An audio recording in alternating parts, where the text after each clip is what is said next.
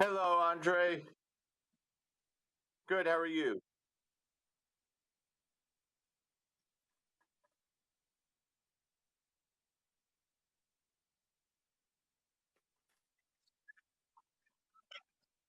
Hey. Yes, Jose. How are you?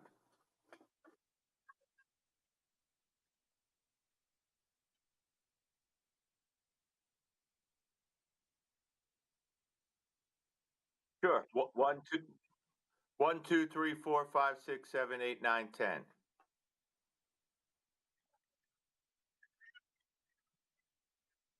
Okay.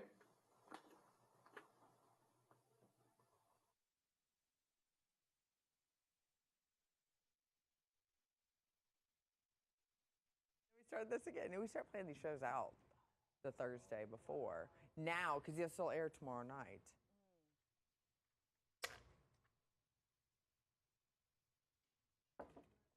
So did he completely drop out?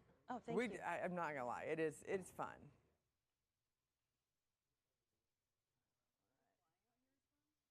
Hmm? It is well, it can be fun. I had an emergency landing today. Did you see my thing? Yeah, like the pilot was like, "We're having issues. Just so you know, we'll be met with emergency vehicles on the tarmac when we land."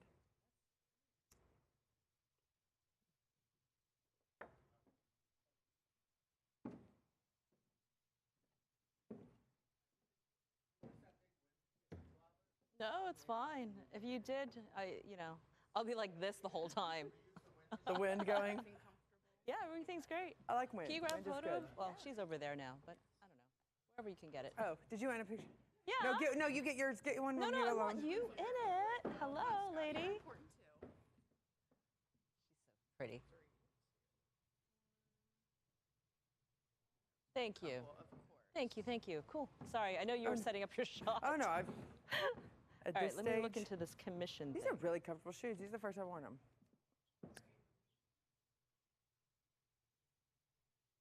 Oh, we're doing 5 minutes late. What was I thinking? I was at the Continent and I'm like, we were 5 minutes late because of So who's joining us today?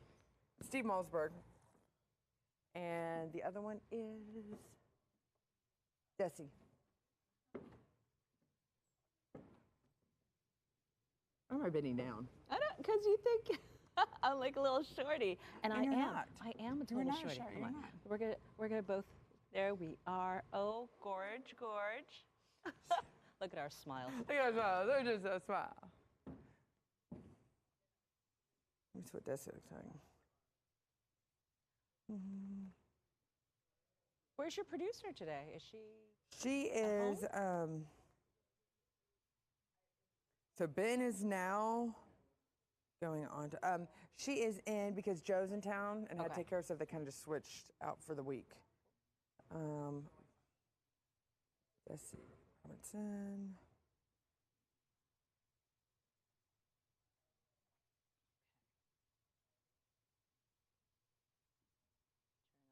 Phone. My phone is do not disturb. Yes, I can hear you. Yes, yes, yes.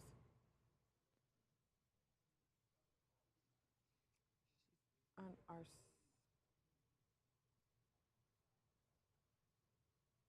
Wow. Oh my goodness. That's who your third panel is. This will be fun. Okay. There you go. Cool. Cool.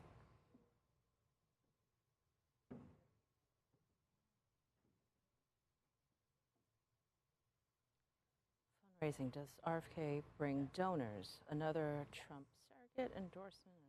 Good reason to cut out an ad. Both deep state for Gamba family. Trump Camelot. Ah, Trump Camelot. That's a good one.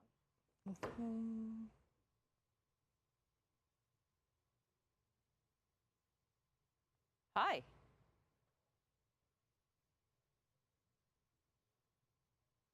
Hello. Trump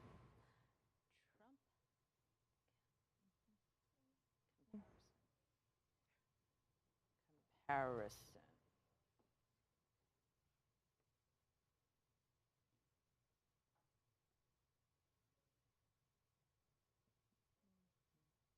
Are you doing two shows today or just one? Three. Two. We try to do 2 every single time just to Yeah. keep one that can, because you never know in Florida weather or life or. Oh, so you always do an evergreen, but does it always air? So we've got the evergreen for this month, but in case we have to kick one out, this one would air in the evergreen's place next week. It's like we always are trying to keep like one step ahead. Yeah, of course. So it makes sense. Otherwise, yeah. But all shows will always air. The question is Right. the timing of it. So if this show's more timely than the one next week, then we'll kick next Definitely. Definitely. RFK So- Jr., I don't know. I know it curtailed the effectiveness coming out of the DNC. Mm-hmm. So that was good. He has more people Does he? support him than I was thinking. Does he, though? Yeah. I from was trying to look up deserves- numbers. I wasn't really It was hard sure. to get the numbers of it. It's the libertarians that had left Trump that said they didn't want to vote for Trump over the vaccine. It's the real libertarians. There's a bigger crowd of them. They just weren't going to vote. This, I think, engages them. My own personal opinion. I hope it doesn't hurt Trump. I think if he would have stayed in, you would have heard him. But RFK is definitely milking everything he Every can inch from of it, this, yes. right? Yeah. Whereas, like, you saw Vivek, he kind of went into the background. All the other candidates who are now pro-Trump went into the background. Right. This guy is, like, giving interviews with, like, everybody. Until Trump smacked him down. Is that what it is? Yeah. Until. And, and takes, like I said, the focus off of JD Vance. They were going hard after JD, and now they're kind of. Oh, so I didn't think about that. I thought JD was just kind of soft, like. No. He's actually a good guy. I think he's actually a really good Yeah. person and Yeah. a good guy and a good background, and they just don't want to see him destroyed by the left. So we'll see. The debate will be interesting. Let's see. I don't know. Well, Waltz versus JD. Let me tell you who's going to win this one, because I've debated JD before. JD's got it. so you've met him before. Yeah, What's no, he I like? did. So back in 2016, with 2017, I was often on with him on CNN. But I was the Trump person. He wasn't. Remember that. So I was a part of that. And so, but he's definitely very well spoken, very well. It's hard to get him upset and get him off his rocker. You tried. I Tried. bet you tried. Didn't work. No, when you talk about his wife, he goes crazy. Yes, and that's the one thing. And she's supposedly absolutely lovely and kind and a good mom and does everything to protect the kids. Walt's not so much. Kind of threw his son out there with the special needs. Doesn't really want to protect him too much. Like, yeah, it's like a distraction. Like, don't criticize me. Let's not go after the kids, though. Let's not go after it's that not stuff. it's not the right way to go unless the parent projects them out there. Like, it says, here. Here's Chelsea. Flop. Exactly. Oh.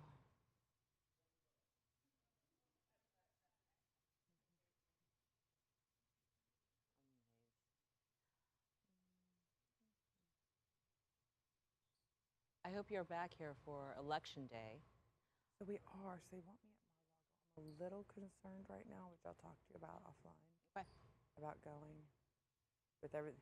I'm not concerned about everything that's going on involving anything Russian. Oh, but there's a lot. I know. I know. So. Oh, I'll tell you about my little thing that happened. Oh, good. I want Yeah. to hear.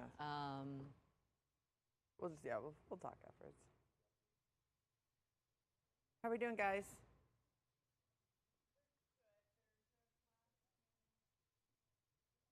I can if I can see. Well, I've got one. I've got Angie up here, and now I'm just looking for Steve and Desi. Can you hear me, gentlemen and lady, lovely lady? I hear you. Oh, good. I've I got hear you. Malsberg. Thanks for stepping in on this last minute. You're always a great Sure. person to count on. Thank you.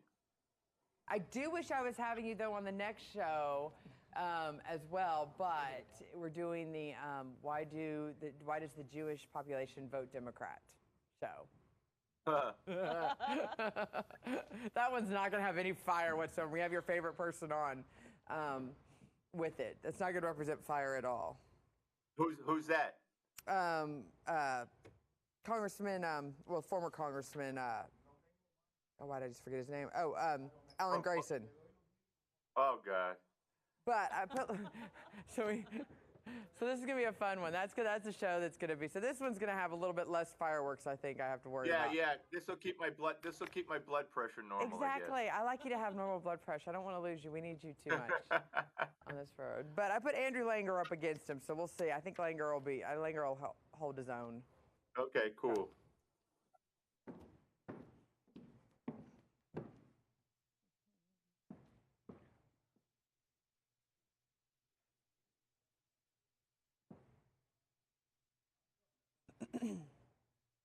Now, do you want me to go to the table right now or just to that shot?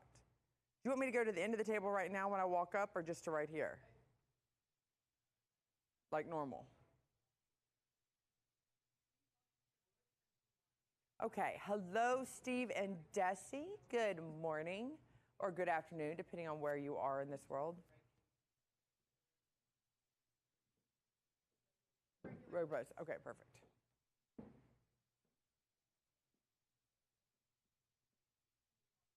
Desi and Steve Malsberg. I was just talking to Steve. Desi, I've not heard from you. I hope you are doing so well this morning. Okay. I can put your left foot in, put your left foot out. Do the hokey pokey and you turn yourself about. You do the hokey pokey and you turn yourself around. That's what it's all about. Still have not heard from Desi. Okay, so I say I still have not heard from Desi. She is a very important part of the conversation, as is everybody.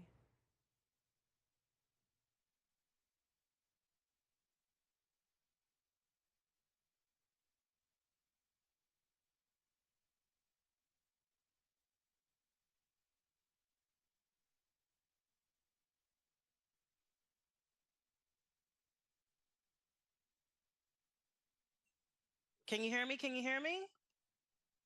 Oh, okay.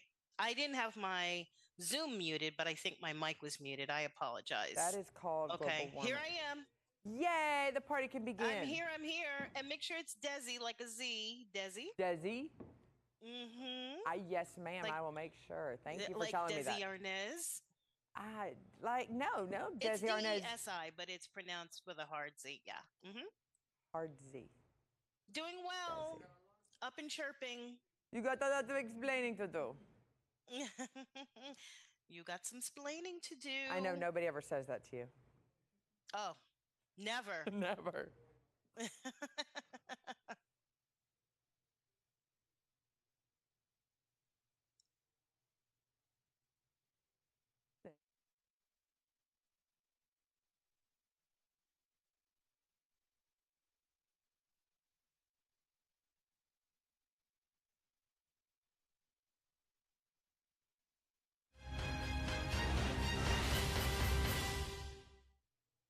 I've made the heart-wrenching decision to suspend my campaign and to support President Trump. Guys, I have no teleprompter. I'm still trying to get your attention.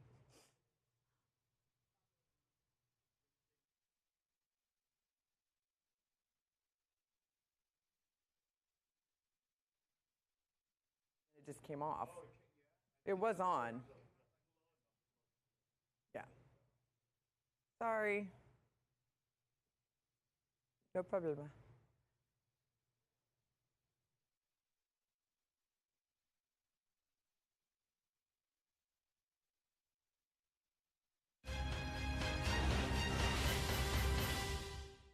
I've made the heart-wrenching decision to suspend my campaign and to support President Trump.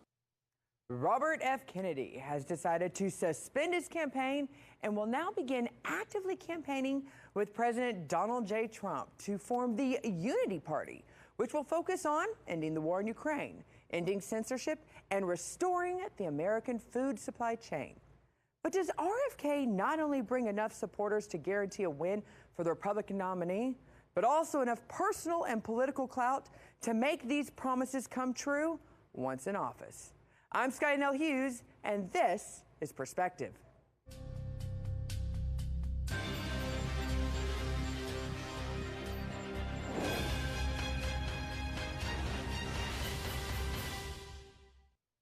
RFK Jr. has said he has formed the Unity Party with Trump, where he, guys,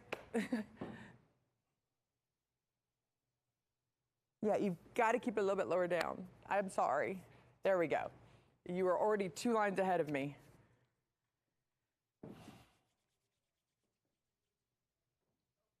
Yeah. Yeah. It was 2 lines up on the teleprompter. Yes. There we go. Perfect. Sorry.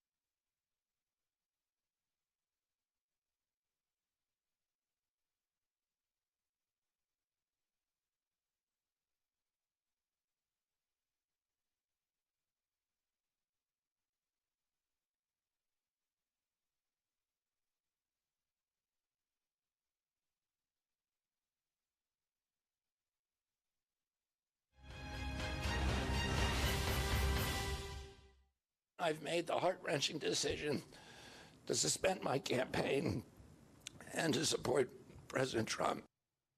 Robert F. Kennedy has decided to suspend his campaign and will now begin actively campaigning with President Donald J. Trump to form the Unity Party, which will focus on ending the war in Ukraine, ending censorship, and restoring the American food supply chain. But does RFK not only bring enough supporters to guarantee a win for the Republican nominee, but also enough personal and political clout to make these promises come true once Trump is in office? I'm Skynell Hughes, and this is Perspective.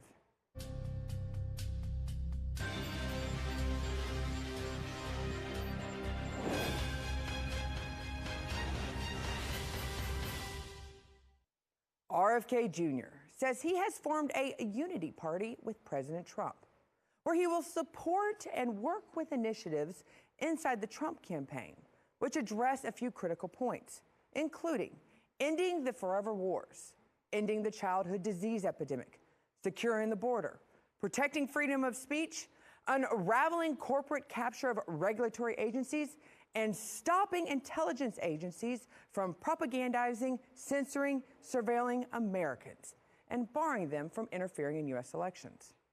Almost all of these sound like familiar points from the American First agenda. So RFK's endorsement of former President Trump over Democrat nominee Kamala Harris seems like an easy choice. However, were RFK supporters formerly those of President Trump who were disenfranchised following Trump's first term? And if so, are they now more likely to put their confidence back into Trump just because RFK told them to? Well, I want to discuss with our panel.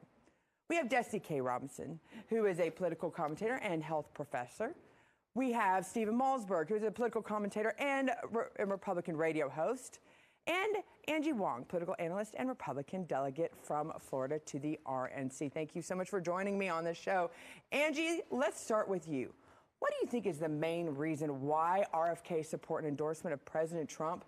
And do you think this proves he was going to damage Trump's campaign if he would have stayed in the race? Oh, no, it's the two Camelots coming together. You have the Kennedy clan as well as Trump's family coming together. This is like the dynasty we're talking about. This is what TV ratings love.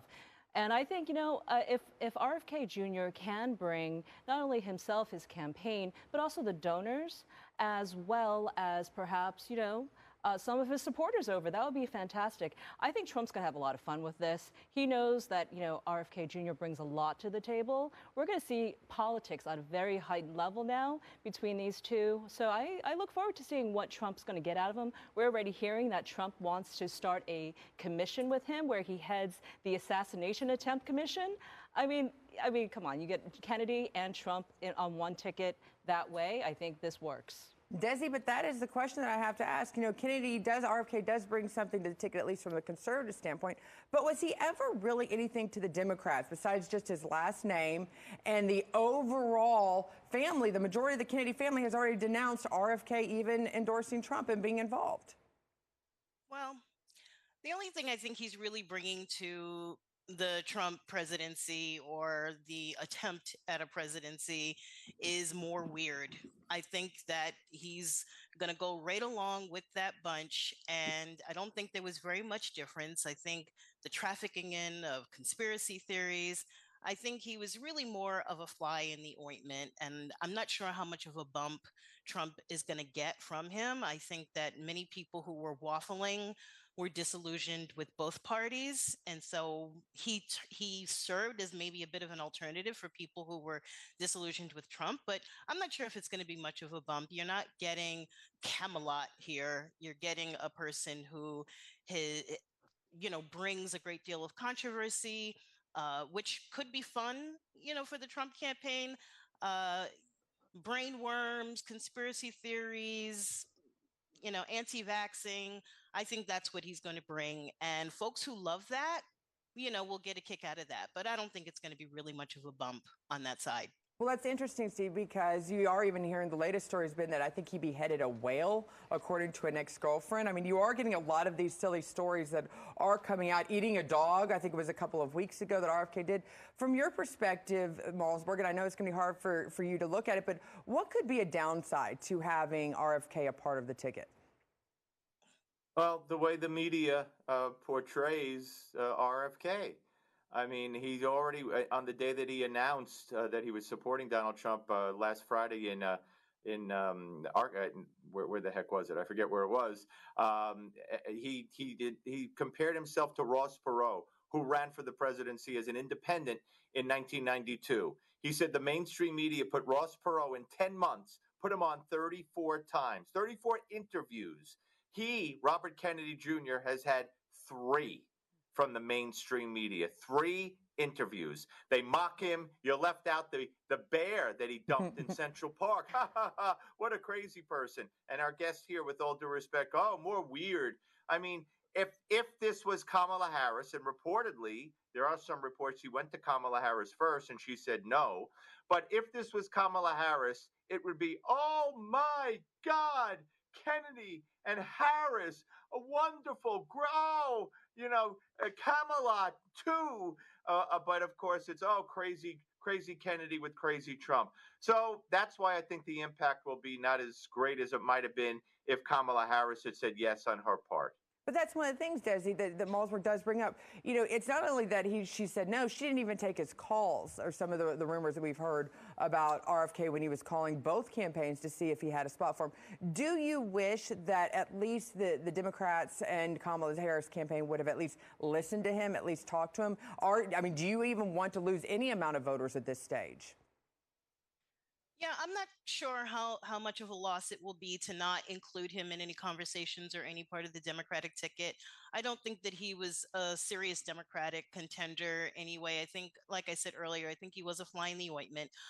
Again, this is not Camelot. I think that if the Harris Waltz ticket had embraced him in some way to have conversations, that of course is always, preferable that there are conversations, but he is an unserious person. And so I think he went to the side that represents unseriousness. And so I don't think that I don't think there would have been any sort of switch or turn if the Waltz Harris ticket had embraced him, that this would be, oh, Camelot. I think that Democrats were clearly not in alignment with his campaign.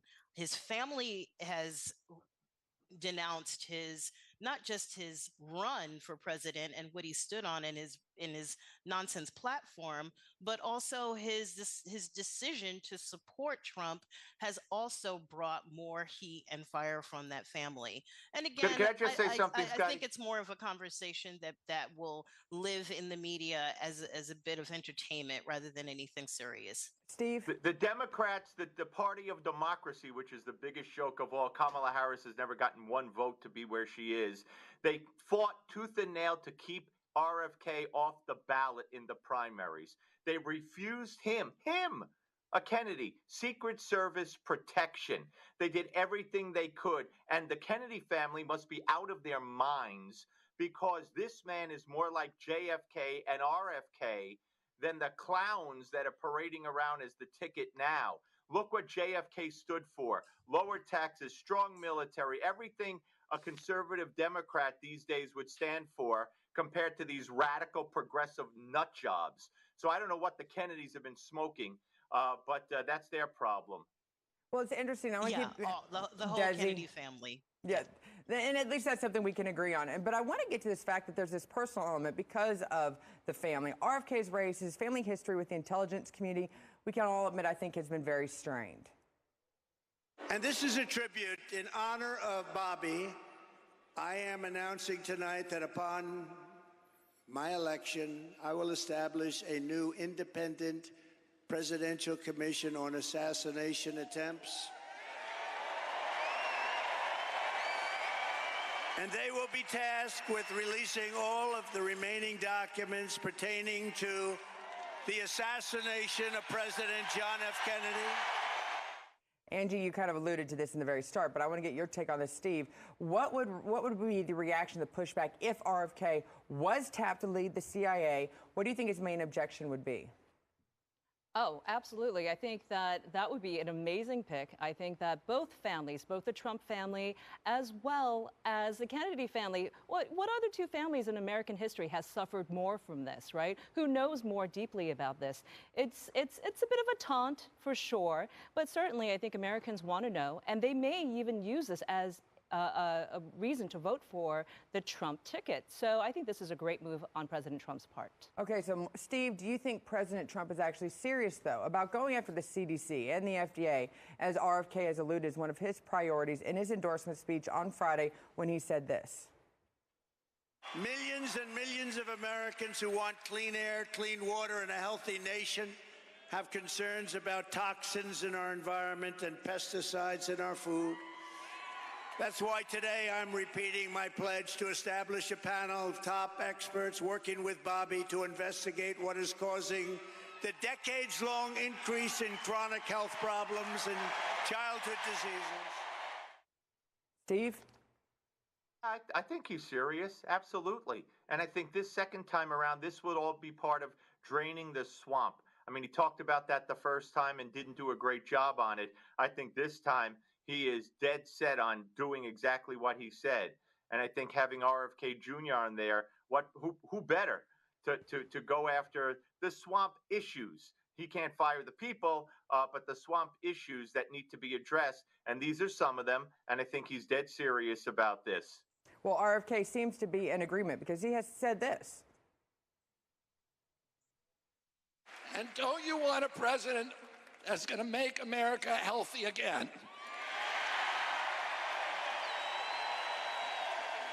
Thank you all very, very much, and God bless you, and God bless America. So, Desi, this kind of goes to you because some see the joining of Trump and RFK as a full assault on the deep state. Do you agree with this? Because neither one of them have holdings to any politicians in the past. And do you think this is a goal that potentially spans political party lines? I think the only thing that really spans political lines and party lines is, the rooting out of corruption, sure. But the fact that this former president can stand there and talk about the health of air and children, I'm literally trying to hold myself together from laughing. I mean, this is a man who has said that wind energy is killing whales and killing birds, when we all know that cats are really more of a detriment to birds than anything. it's absolutely ridiculous that a man who has suppressed and ignored COVID is looking to widespread protect people against disease. It is laughable. And the fact that he would bring in someone who has shuttled in conspiracy theories to attend to Central Intelligence is also laughable. A person who has endorsed the notion that antidepressants are linked to school shootings and that vaccinations are killing people, and that I could go on and on and on about the conspiracy theories, but it just makes absolute like folly to think that a person who has shuttled in conspiracy theories should head a central intelligence agency, and that a president who ignored COVID until he absolutely could not is concerned with health, and who has said that wind energy is killing whales and birds is now all of a sudden concerned with the environment. Malzberg, I Nonsense. know you have a response to that, so let's just hold off, because after the break, we are going to continue this conversation about RFK and his announcement, and if it was purposely timed to curtail the momentum Kamala Harris had out of the Democratic National Convention.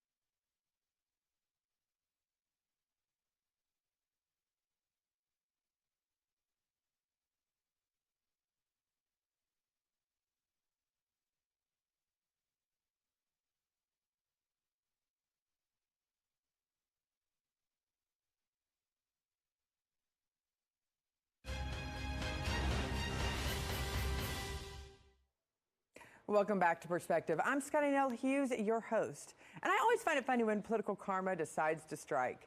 Now, following the close of the Republican National Convention, we all remember President Joe Biden almost immediately stole all the headlines and the momentum by announcing that he had decided not to seek re-election, and that Kamala Harris's name was quickly pushed to the top of the ticket.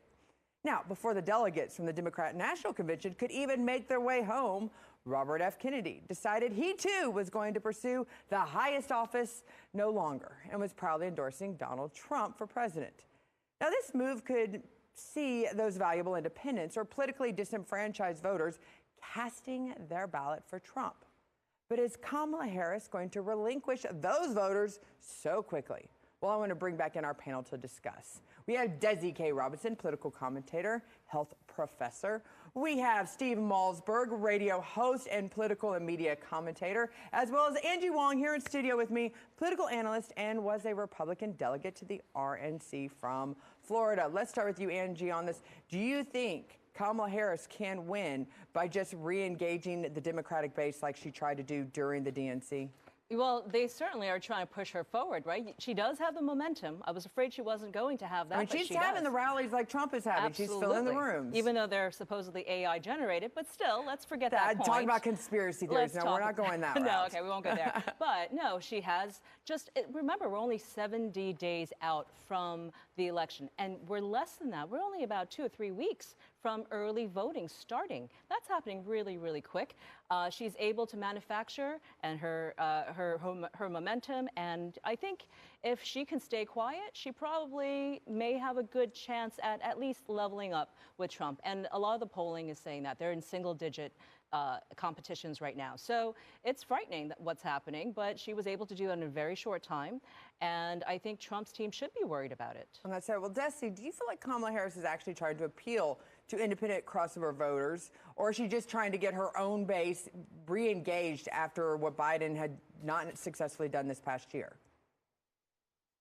Yeah, I don't know if it's either or. I think that there's definitely a push now to engage as many folks as possible. I agree with Angie that it is an incredibly close race. I think she has been able to amass a great deal of excitement for what would be seen as a very historic win. I think that the campaign, the DNC, really tried to bring in folks who, Oprah Winfrey was one of the sort of shining examples of an independent who was trying to engage independent voters. And so I think it's there definitely. I think there are going to be some swing states, and there are going to be some places that are going to be really tough nuts to crack. I think ultimately it will be a very close race. Well, it's interesting. Now, Desi, I just have to ask, why do you think Oprah is an independent? Do you see her as an independent? I've seen her as a Democratic, even endorsing Trump 20 years ago, saying they should work as a team together. I've always put her in the Democrat candidate. Would you really see her more as an independent? Is it independent from politics, maybe? Not necessarily politically? Well, I can't speak for her, but I have definitely seen her in several interviews, identifying herself as an independent. She has said that she has voted for both Republicans and Democrats in the past. I think her stepping up, she doesn't speak very often in terms of endorsing folks. When she has, it has been, I have seen Barack Obama, Stacey Abrams, Kamala Harris. And I think when she feels strongly about people who are going to make significant change within this country, to rally people, to fight for democracy, to make sure that unheard people are heard, I think she speaks up. It's interesting on that one. And Steve, I know that you were going to say something at the end of the last segment. I want to make sure that I get your thoughts on it. But I got Steve going. You got Steve going, which is it's great because we love when Steve actually, he's not going to hold anything back. That's the one thing no one will ever accuse him of biting his tongue. But that being said, do you think this endorsement by RFK actually blunted the DNC convention and gave back some of that momentum that was stolen away from President Trump heading into this last phase of the campaign? Well, again, I don't want to sound like a broken record, but the DNC was a media event, like the RNC was a media event. And again, RFK, his endorsement was downplayed. It was mocked. He was mocked. So when the average person gets their news and they hear about this, there's no excitement in the endorsement the way there would have been if he had endorsed Kamala Harris. I just laugh though. I mean, who is Kamala Harris? What did Oprah say about Kamala Harris? The DNC was a whole bunch of rich people getting up there knocking rich people. How dare people succeed? You got people like Oprah who should be taxed, who should feel guilty, who should give money back, who shouldn't be allowed to succeed too much. But there they are, the Obamas, Oprah, telling people how much money they should make and what they should do with their money. Not like us, but like you. It's a farce. It's a joke. And her campaign, it's not a campaign. She's had no campaign. She's had scripted events where she repeated the same thing from the teleprompter over and over, like 2 or 3 or 4 of them. And he came out pounding his chest and lying. But now they say his dog that he poses with is a lie. They keep finding lie after lie. This guy is a phony, lying person. But, we all know people like him. He's just your average coach. He wasn't a coach. Assistant coaches don't win state championships. Who are you? You ever hear a Super Bowl? They take the assistant coach and say, he won the title. No, never. But Tim Walz, he won the state championship as an assistant. Who was the coach? We don't know. He won it. This is made up media crap. And that's what Trump is up against. And he better know how to fight back. I think it's safe to say Steve is not going to be on Tim Walz's Christmas card list. And it's definitely not heading up his fan club. But Desi, to that point, you also had Tulsi Gabbard, who's come out, and she is a former Democrat congresswoman. Now, she has been on Fox, and over the past few years, obviously, has gone more to the conservative right-leaning media and found them to be more friendly to her. But you are seeing more Republicans, probably than ever before, actually coming back out and endorsing some of the Republican candidate, or Democrats endorsing this Republican candidate. Should Democrats be concerned? I I don't think so. I don't think they should be concerned in that sense. I think that you know, over the weekend, over 200 folks who have worked with George W. Bush and across Republican leadership have come out in support of Kamala Harris. And so I think that there will definitely be surprise alliances and allegiances, but I don't think that's any reason to particularly be afraid. I think the thought of a Trump presidency is enough to scare people. I think that we are going to have a fight on our hands. I think we're going to have misogyny and racism at the forefront because that's always the way that we can instill fear in people. And in terms of lies, well, nobody shepherds in lies the way that Donald Trump does. He's cornered the market on that. So I don't think you need to worry, Steve, about you know, who's going to take over in terms of dishonesties. I think that the Trump campaign has pretty much cornered the market on that. Bill Clinton mispronounced Kamala Harris's name twice. Is he a racist? No, only Republicans who do it are racist. Who purposely mispronounce her name. Who purposely mispronounce her name. I see. Yes. I see. Yes. This is where we're getting. But before we go, Angie, I've got to ask you, and I'm going to put you on the spot because we talked about this in actually the makeup room earlier. What about the attention that RFK is getting? Is it taking away from J.D. Vance, who was under some fire and some heat these past 2 weeks for past comments being made? What do you think? How do you think J.D. Vance is viewing all of this attention going? Do you think he welcomes it, that this spotlight's now on RFK and his background? Yeah, no, we were just talking about that, whether or not, I think RFK Jr. is having his moment, and it's great. Welcome to the party, RFK Jr. And, I don't think Trump's going to allow that to happen that much longer because he's not on the ticket. Unfortunately, you're seeing all the graphics come up that he is on the ticket, that he's like a co-VP. No, I think RFK Jr. is going to milk every single second of his new celebrity within the Republican Party.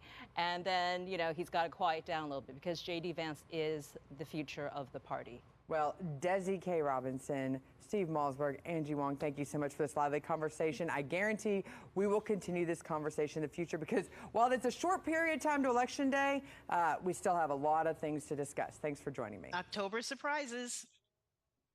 Well, when you're looking at what's going on right now with RFK, if no candidate for president wins,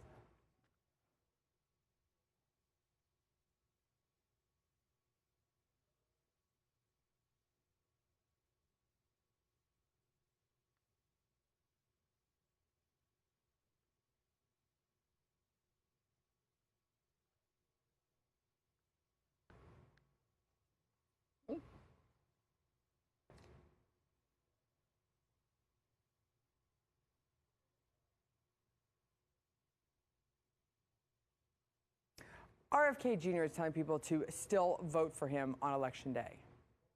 If enough of you do vote for me, and neither of the major party candidates win 270 votes, which is quite possible. In fact, today our polling shows them tying at 269 to 269.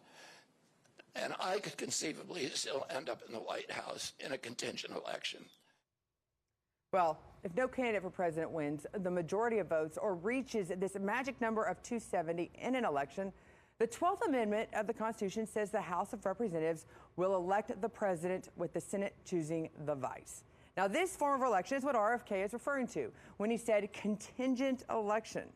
Now, it has been implemented twice in the nation's history. First, it was to elect the president in 1825, and second, to elect the vice president in 1837. But why would RFK bring up even the possibility of a contingent election? The 12th Amendment says the House must choose amongst the top 3 vote getters, which would automatically make RFK an option, considering he is not removing his name from all of the ballots. He is only doing this in 10 battleground states, thus making his supporters very valuable to both parties. One candidate is counting on support to matter, and the other is still hoping it really doesn't. But hey, that's just my perspective. I'm Scotty Nell Hughes. Thanks for watching. There you go. I didn't realize that last part.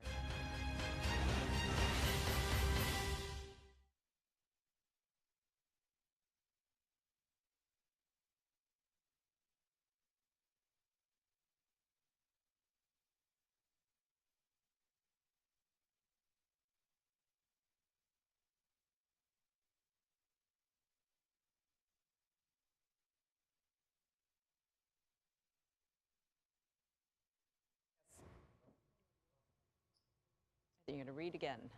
We read again. Okay.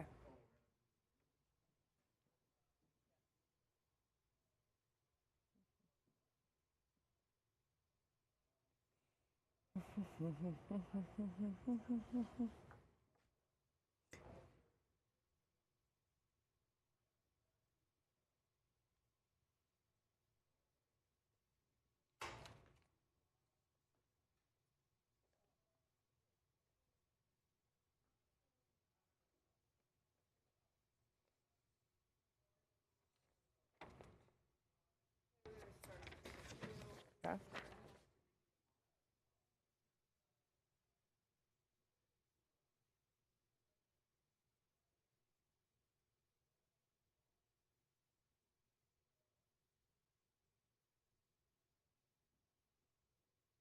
I'll actually.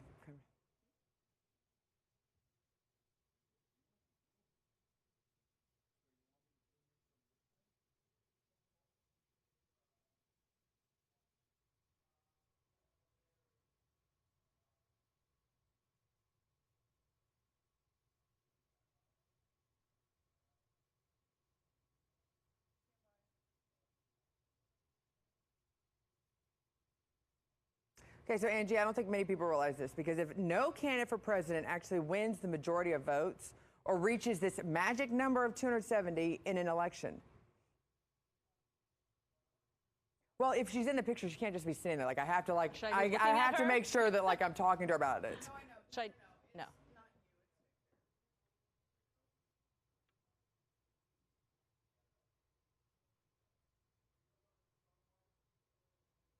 Should I look at you? Yeah. Okay.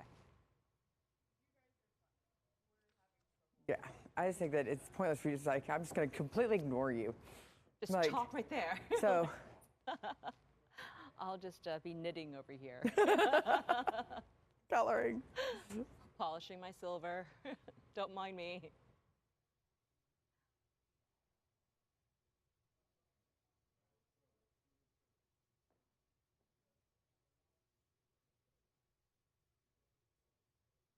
And you've got another show after this, right? That's not till 1. It's not till 1. Okay.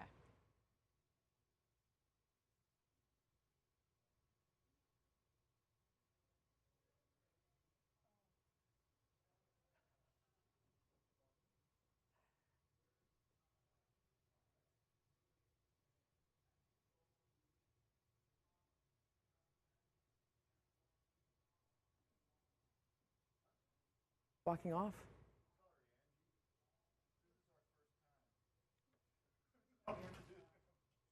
I'm having a good time with her, so I'm just here for you. I mean, the And show, I'm here for you, so. It's like the show is secondary.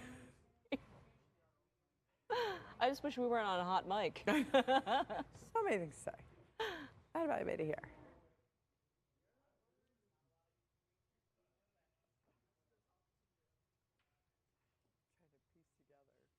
Are you here later or no? The opening?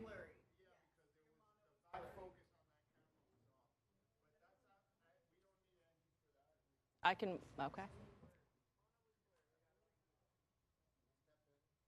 Do you need me to step out or? Do you need me to step out or stay in? No, you're good, because we're going to do this last part. Okay. I'm going to talk to Angie.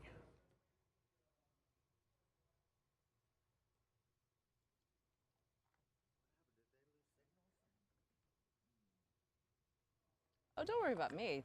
The camera's on her. You're still in it. Yeah, she's still in it. I'm in it, but I'm like very far away. Okay. Spray me down. That's okay. I just don't want to sneeze if it gets in my nose. Thank you. It's always good to have your nose hair sprayed. You probably, like, you're snorting this stuff. Playing so much. But it smells good. It smells good. That's the best part.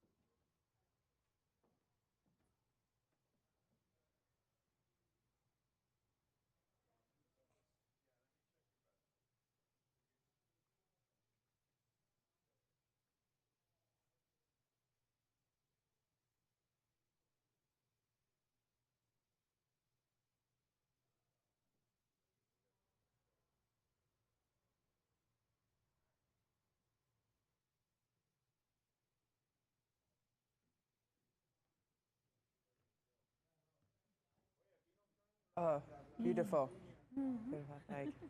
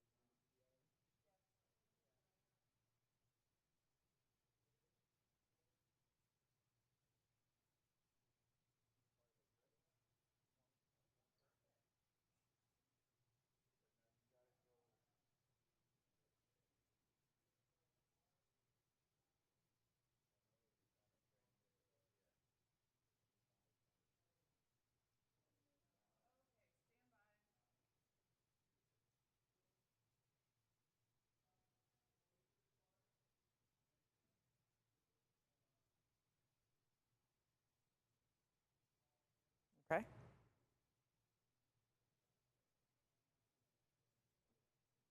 Not a problem.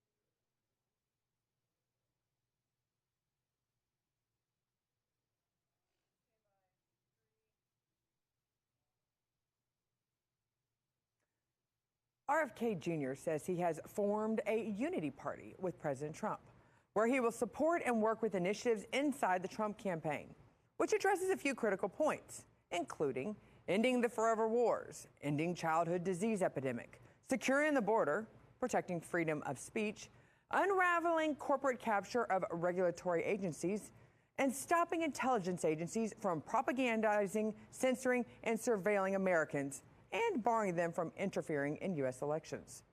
Almost all of these sound like familiar points from the American First agenda. So RFK's endorsement of former President Trump over Democrat nominee Kamala Harris seems like an easy choice.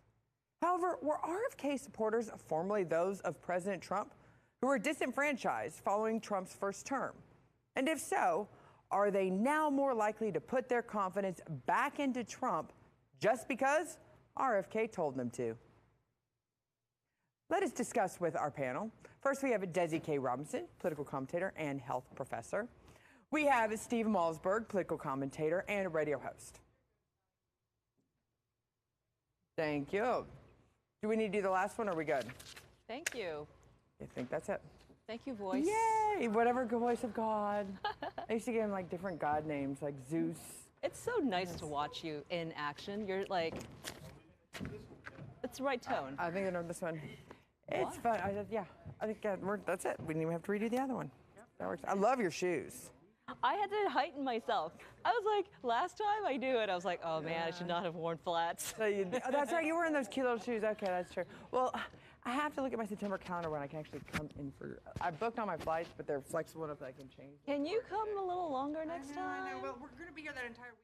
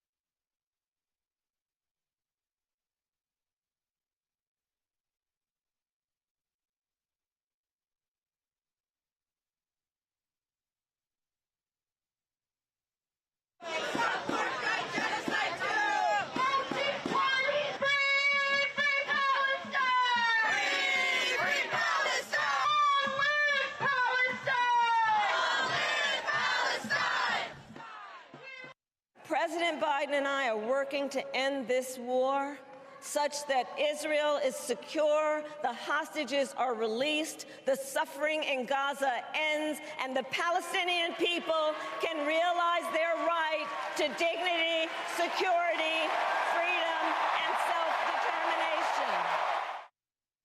self-determination. Light, or combined with freedom, Beirut, inspired by Vice President Kamala Harris's vision for America. I've done more for Israel by far than any other president, not even close. And with the historic Abraham Accords, as you know, we created peace in the Middle East. By contrast, Kamala Harris stabbed Israel in the back in its great hour of need. She doesn't like Jewish people. She doesn't like Israel. That's the way it is, and that's the way it's always going to be. She's not going to change.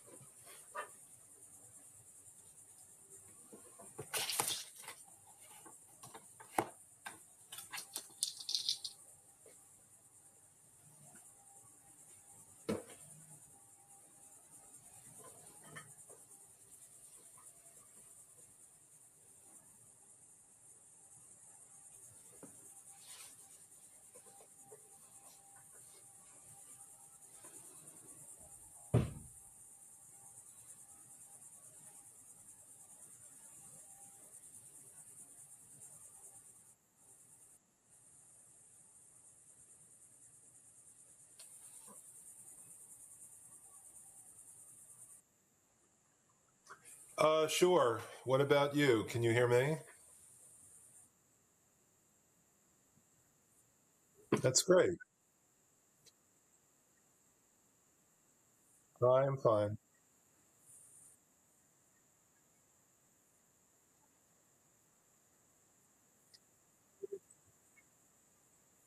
One, two, three, four, five, six, seven, eight, nine, 10.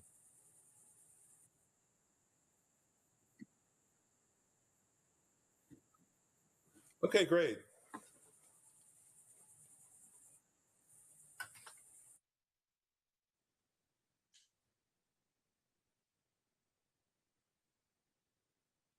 Yes, I can. Can you hear me?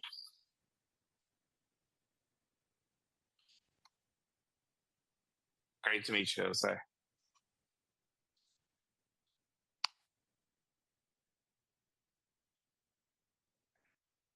No problem. Studio 1, 2, 3, 4, 5, 6, 7, 8, 9. Megan, can you close my door, please? Somebody, or Mike?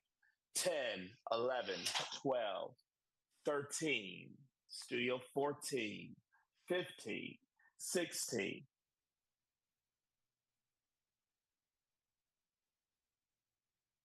All right, thank you.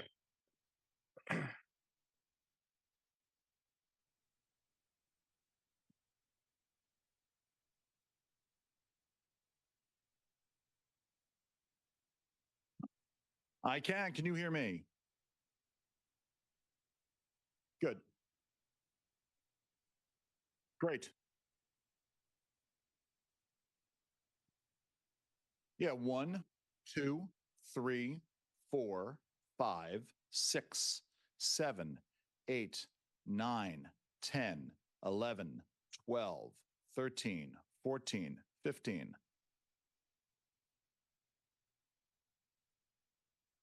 Terrific. Great. Sounds good. Perfect. Yeah. Okay. Interesting.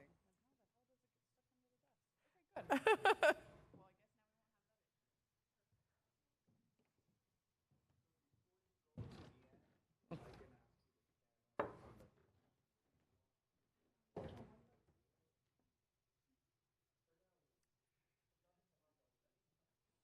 good. No, thank you. Oh, we're very good. People are like, what are they giving you? Oh, it is now going to be the secret.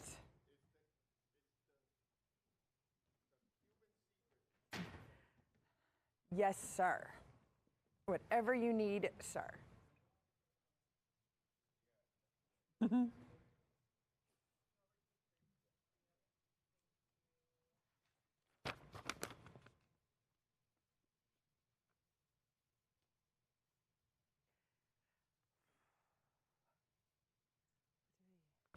Do you guys do tequila shots? Do you do vodka shots? No. We do Cuban coffee shots. Fantastic.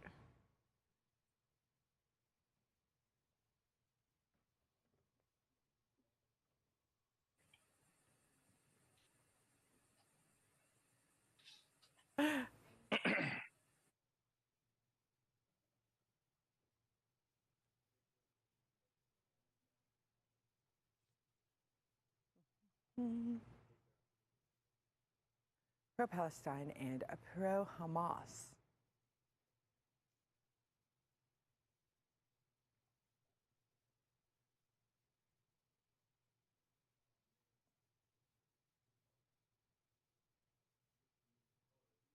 Hello, Kamala.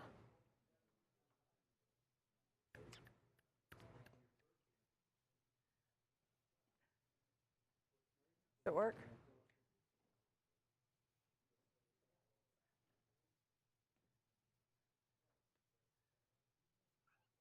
I'm so good at this.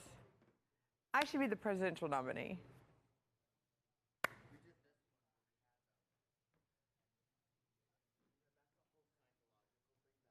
I have no idea who you are, but I'm pointing at you, so you think you're special. This in the background. Okay, that's funny. My last photo. I love that. That's good.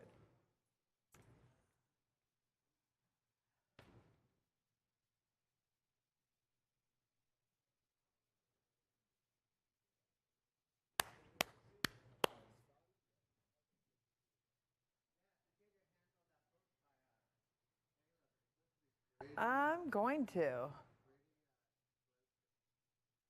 Pretty intense.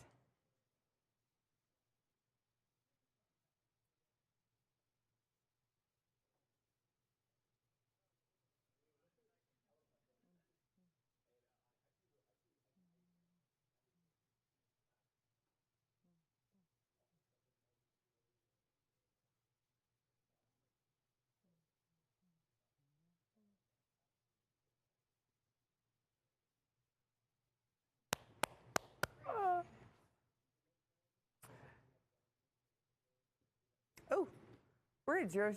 Do we have all of our guests?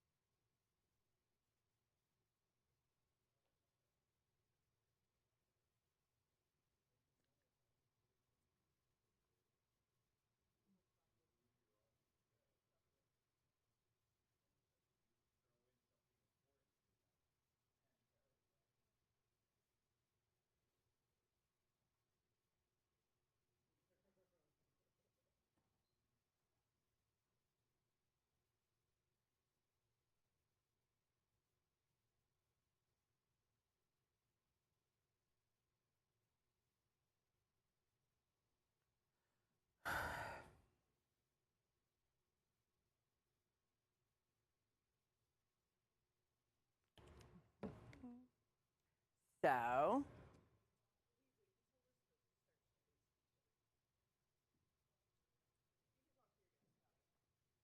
I would be honored to talk to my guests, especially this group of amazing people. Thank you so much for joining me. Alan, Andrew, and Autry, are all three of you on?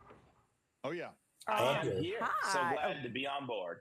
Thank you so much for joining me. Great conversation. And Alan, like always, you look like you belong on a beach, and I absolutely am here for it. Yeah, I do my best. How are things going with you? Well, we always play Where's Alan today, and it's obviously you're in Florida. I wish we don't even have to put that beneath you.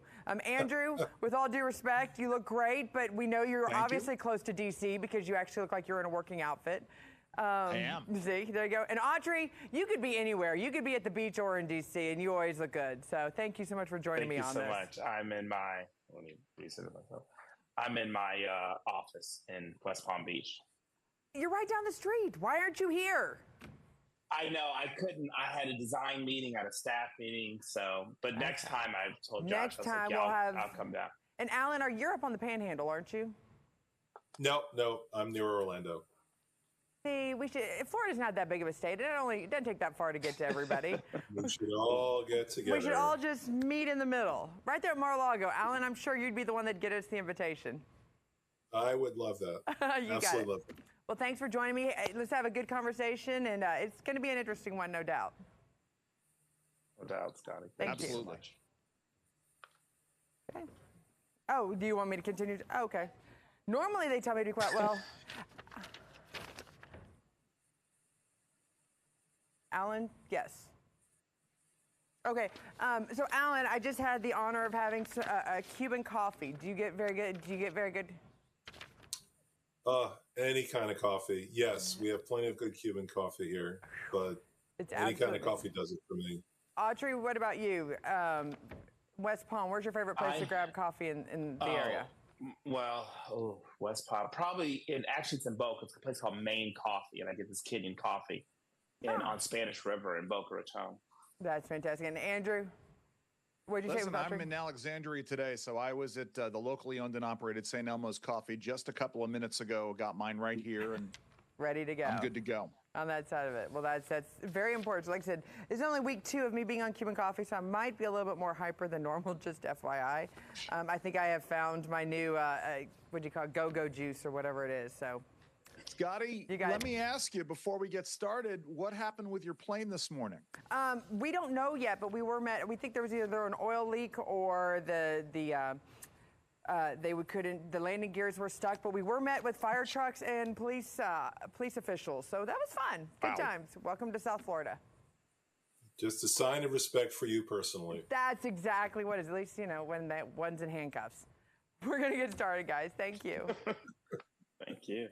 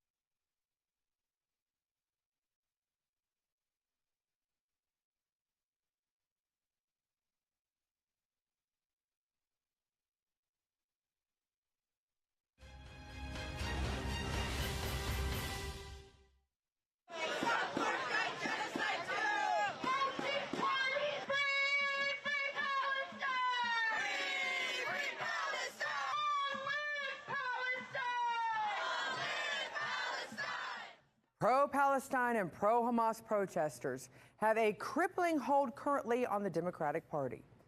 However, 7 out of 10 members of the American Jewish population also vote Democrat. But the current administration has waffled on their support for Israel. So what does the current policy of the Biden-Harris administration mean for the support of the Jewish people in the 2024 U.S. presidential election? I'm Skynell Hughes, and this is Perspective.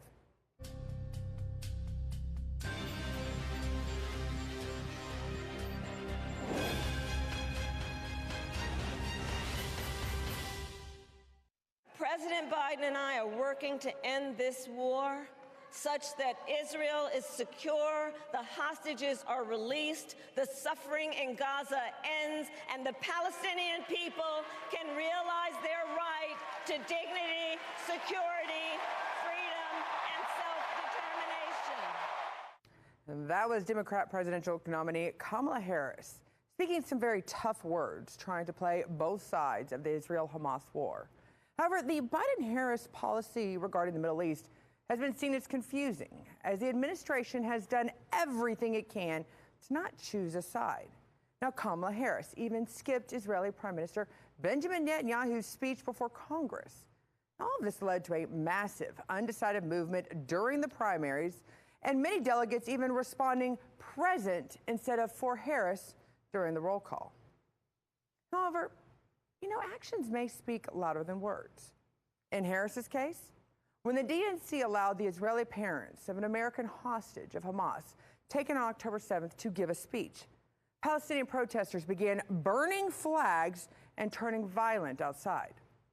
Women Muslim for Harris have actually rescinded their endorsement of Kamala Harris due to the Chicago Convention not then giving a chance for a Palestinian speaker. And on the final night, a Jewish rabbi even closed out the Democratic National Convention by delivering the benediction prayer and endorsing Kamala Harris. Light, or combined with freedom, Cherut, inspired by Vice President Kamala Harris's vision for America. Now, Donald Trump, on the other hand, has made his position on Israel very clear. I've done more for Israel by far than any other president, not even close. And with the historic Abraham Accords, as you know, we created peace in the Middle East. By contrast, Kamala Harris stabbed Israel in the back in its great hour of need. She doesn't like Jewish people. She doesn't like Israel. That's the way it is, and that's the way it's always going to be. She's not going to change. There are large Jewish donors on both sides of the aisle. And in 2020, this contributed to a combined total of $80 million in political contributions.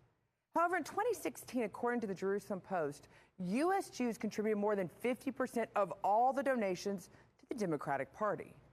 But do dollars equal control within a political party in 2024?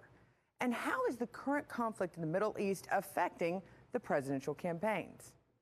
Well, I want to discuss this with our panel. Alan Grayson, former Florida congressman, Andrew Langer, host, Andrew Langer Show, and president of the Liberty Institute, and Autry J. Pruitt, chairman of New Journey PAC. Thank you so much for joining me on this very sensitive topic, but I think one very important, as I think there needs to be some real lines established as to what is going on here. And obviously I'm going to start with you, Alan Grayson, congressman. You know, does the majority in the Jewish faith support the Democratic Party? And does this include, do you think, all the various sectors of Judaism? The majority does. The polling is consistent on 70-30, as you described at the beginning of the show. That has been consistent for many, many years, no matter what happens in Israel and in the Middle East. And I think it's likely to remain true. Jews who are Reform and even conservative skew very heavily to the Democratic Party, and Jews who are Orthodox and ultra-Orthodox tend to skew in the other direction. The reason for that is very simply that Judaism is a moral religion, and the principle of tikkun olam, heal the world, corresponds to much of the Democratic platform. So I have to look to you, Andrew, because what issues do you think that the Democrat supports the most to warrant this overwhelming support, probably of the majority of any Democrat or of any demographic? I think Congressman Grayson is right insofar as the translation of tikkun olam into support for the Democratic Party, right? You have to sort of understand where this comes from in terms of it's interesting, right? Because tikkun olam is a moral principle, but it's a moral principle in a religious environment which has grown increasingly away from actual religiosity over the last, I'm going to say not even half century, but 75 years or so. Maybe even starting in the latter part of the 19th century with the creation of the Society for Ethical Culture, with Jews who wanted to engage in the ethical tenets of Judaism without dealing with the religious aspects of it, as someone who came out of an ethical humanist tradition in high school. And so you have sort of those non-religious ethical adherents who sort of look at what the traditional progressive wing of the Democratic Party have done, and they go there. But then when you look a little bit further, things have changed. And some of it has to do with the rise of the pro-Palestinian movement within the Democratic constituencies. And some of it has to do with, virulent anti-Semitism in some corners of the Democratic Party. And some of it just has to do with general policy. Real quick, I'm sorry, it seems like I'm filibustering. I've had conversations with Reform Jews who are not particularly religious, but who have been traditional Democratic constituents over the last 30 years plus, who are now really raising questions. Had a conversation with a high school classmate who's like, I see what Kamala Harris and Tim Walz are doing, and I don't want to go there. Here, well, Autry, I want to get you to say, but real quick, I do want to define for our audience real quick, and I think probably I'm going to throw this to you, Congressman. Is there a difference between what those of the Jewish faith believe and Zionists, and is it fair to kind of group all of them under the same broad umbrella? Well, clearly, what the Jewish faith is a religion, and what Zionism is an ideology applied to a particular place on planet Earth. So the Venn diagram sort of speaks for itself, if you will. I think that most Jews are Zionists. I think that almost all Zionists are Jews, but it's not the same as to say that one is the same as the other. For instance, the ultra-Orthodox, the very most religious Jews of all, are clearly not Zionists. They're the ones who are saying that they need to stay off the Temple Mount and not pray in East Jerusalem and in the Israeli part of Jerusalem, and let people be separate from each other. So it's a very, very complicated situation. doesn't resolve itself into a simple set of words or one sentence. But it is true that almost all Jews believe that the land of Israel should be and is Jewish. Audrey, from a political standpoint, does the issue and the conflict that's going on right now in Israel, is that a subject you think is being over-politicized or should be politicized more by each political party? And are Democrats trying to ignore it or try to push it aside while Republicans are trying to capitalize it? Well, I think it's an issue that must be talked about by both political entities. I think the current state of Israel and the relationship with Israel is probably the first, at least the second, if not the first issue in U.S. foreign policy that we have to deal with. I think with regards to the Democratic Party, this is interesting. If I remember my statistics correctly, the Biden administration actually has given more and done more for Israel overall in the Trump administration. Now, their rhetoric has not matched it. What Harris has said has not matched it because I think she's actually further to the left on Biden's issue. But in a pure statistical analysis of the data, I believe Biden and Harris have pushed more both from the U.S. directly and through pressure on partners into Israel than did Trump. But that is not something that the Democrats, obviously with their left base, want to spell out. So they have to ride this pony very, very carefully. And if the Republicans are smart, they would really laser in on Harris's left-based rhetoric. They would focus in on that left-based rhetoric very, very intentionally. I think they're smart, and they could begin to peel away some of the older Jewish vote. What I'm seeing, I'm not Jewish, obviously. I know a lot of Jews, but I deal a lot with that data. What I am seeing is that you're seeing some of the traditional Clinton-style Jewish vote, if not jump for Trump, peel away from Biden and Harris. And the Republicans could be very effective if they know how to do that. I don't know if Donald Trump, I'm a Trump supporter, I have been, but I just don't know if he has the heft to be able to make that kind of argument, or if his team does. Well, it's interesting that you bring up the actions and the words, because Andrew, do you agree with that? When you look at it, that Democrats might have actually done more for Israel per se, but they don't want to admit it. They don't want it to be out there publicly. And at some point, will they be held accountable for those words if they're really not true Israel, or if they're more pro-Israel than even the Republicans are?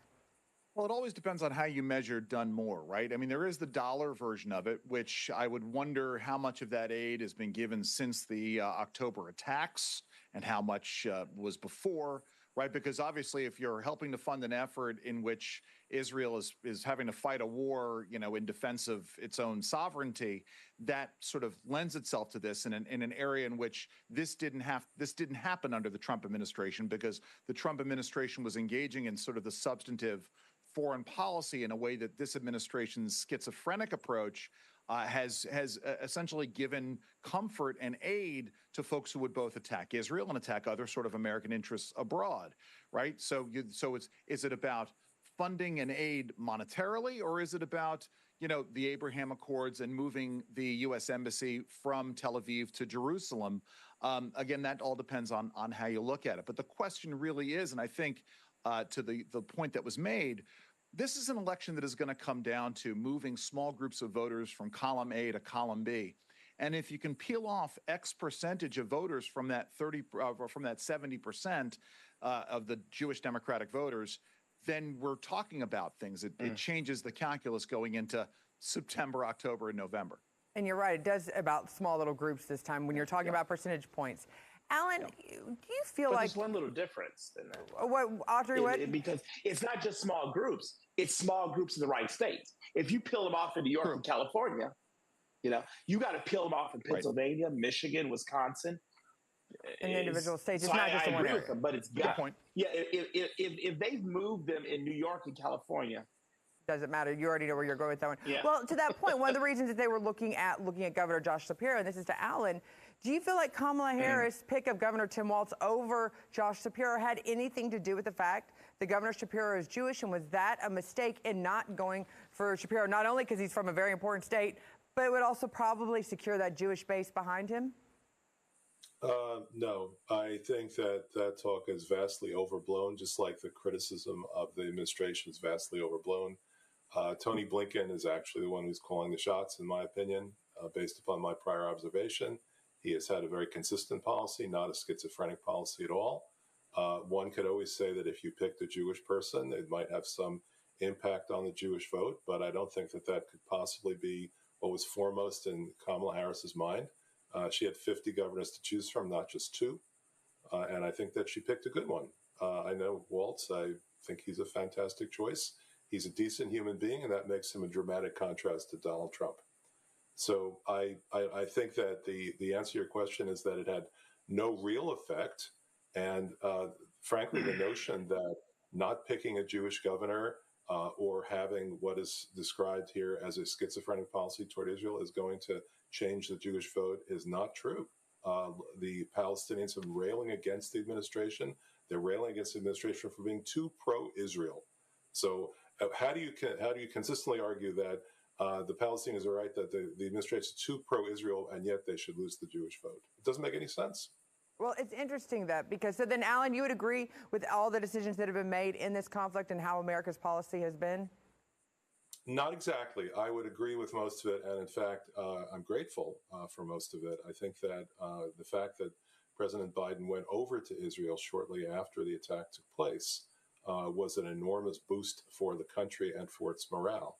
I also think that the Blinken and Biden and to some extent Harris have understood that the war doesn't end until Israel's safe and there's no longer a threat of invasion, no more hostages, and no more of a threat of missile attacks, which is on everybody's mind in Israel. They've been realistic about that.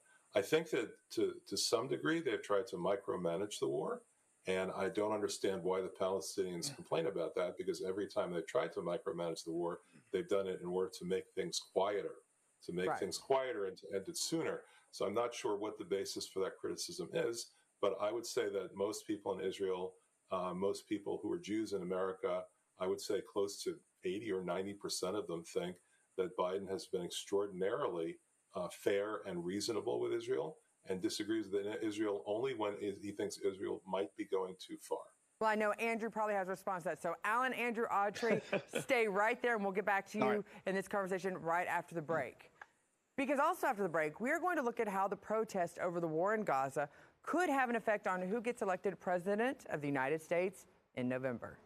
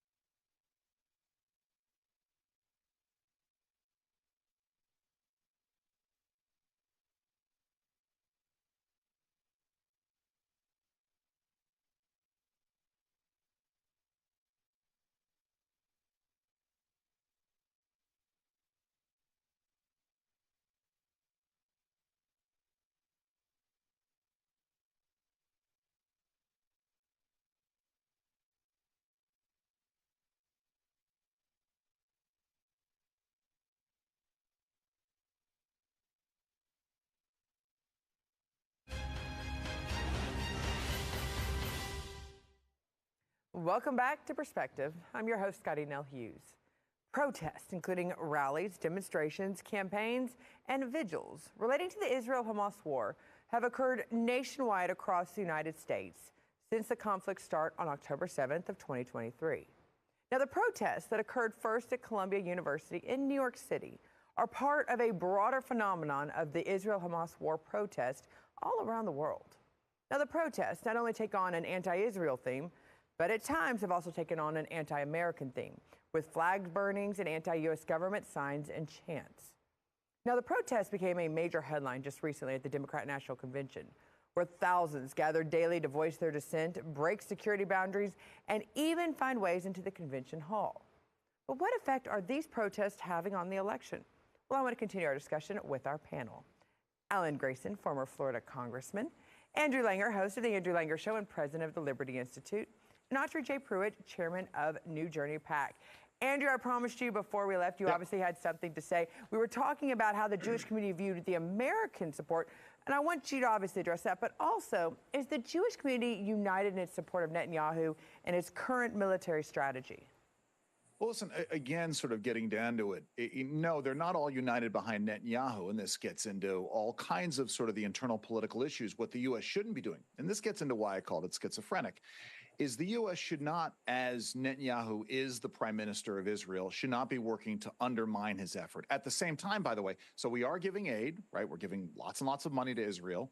At the same time, you have major Democratic leaders not showing up to support Netanyahu when he comes to address a joint session of Congress. Also, at the same time that we're giving money to Israel's enemies who can then turn around and use that money to attack Israel, right? That's what I mean when I say schizophrenic policy here, right? The Biden administration, I would say, contributed to the conditions that allowed this attack last October by Hamas and the hostage taking and the massacring of Jewish citizens to occur. At the same time that they're then turning around and doing this. So that's what I mean when I say that it's been a mixed bag. No, the reality is, of course, you are going to see, by and large, support for Israel remain, support for the Democratic Party amongst American Jews remain very, very high. But again, it is all on the margins here when it comes down to it. And I'm talking to folks. I don't know about Congressman Grayson. I mean, he's got than the ones that I'm talking to. But there are questions that have been raised in the minds of a lot of traditional Democratic constituents who happen to be Jewish about whether or not they can continue to support the Democratic Party. And let me add to this, right? Of course, you're going to get pro-Palestinians who are going to be criticizing any American administration, because any American administration that gives any support to the state of Israel is going to get criticized by the more radical forms of the Palestinians. It's how much support the Democratic Party gives to those constituencies that is of the main concern. Well, Autry, I've got to ask you, as you look at some of these protests that are going on, how are the Palestinian protests, do you think, on campuses here in the United States affecting support for the Democrats? Is it helping gain them voters? I think it's not helping them gain voters because they're already preaching to the choir. They're preaching and doing the protests to their own constituency. In fact, I think in some key areas, I don't know if it's in the swing states per se, but in some of the even more liberal states, New York, when you saw Trump polling, for example, ahead in New York, saw him gaining even some traction in California and in Illinois, I think those protests are actually hurting.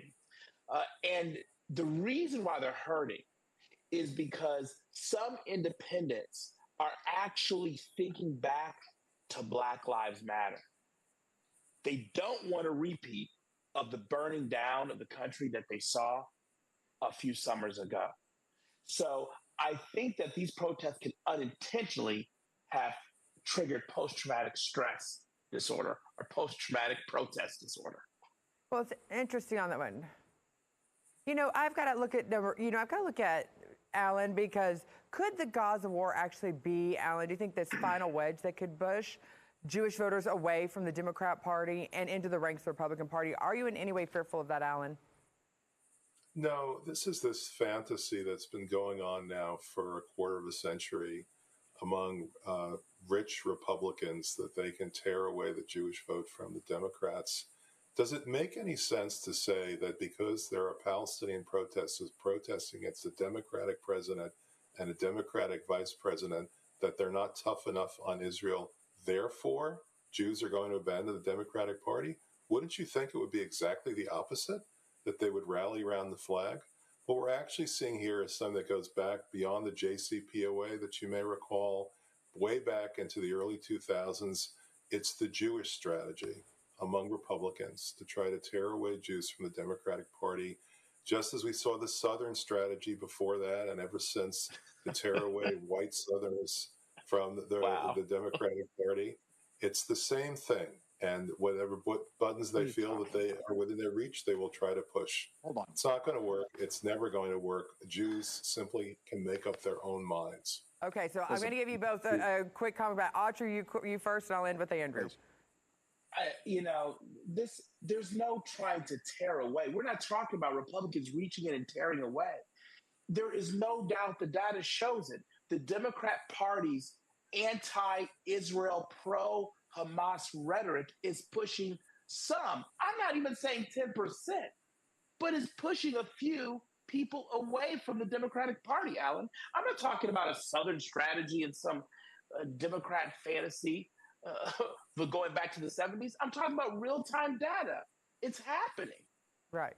Andrew, you got 30 seconds.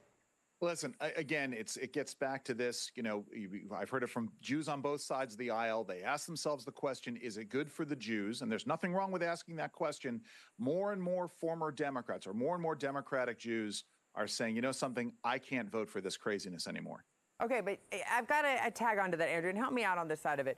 What is it going to take then? Does Republicans, just like they've had to kind of give up the thought of votes for women and recruiting women and other minorities ever, what is it going to take for the Republican Party to ever be able to attract the Jewish vote over to their side? I think we're seeing it right now. It's a schizophrenic policy which aids and rewards the enemies of the Jewish state at the sacrifice of the Jewish state.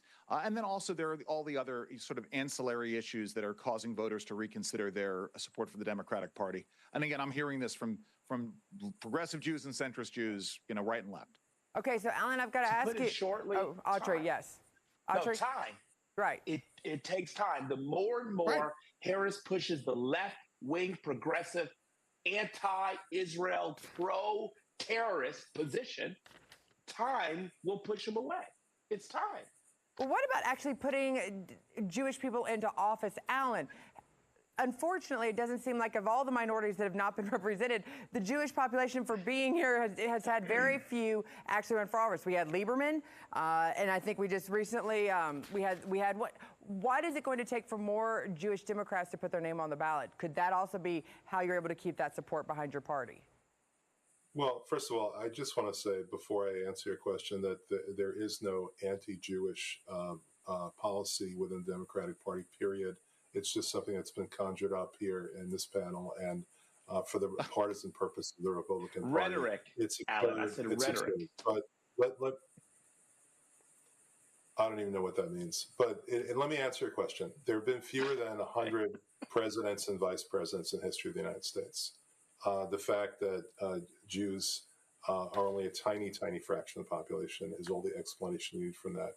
From my state in Florida, there was a Jewish senator in the 1850s. Jews are slightly overrepresented in the House of Representatives, substantially overrepresented in the U.S. Senate. It's not that we are left out. I don't think anybody can make a case for that.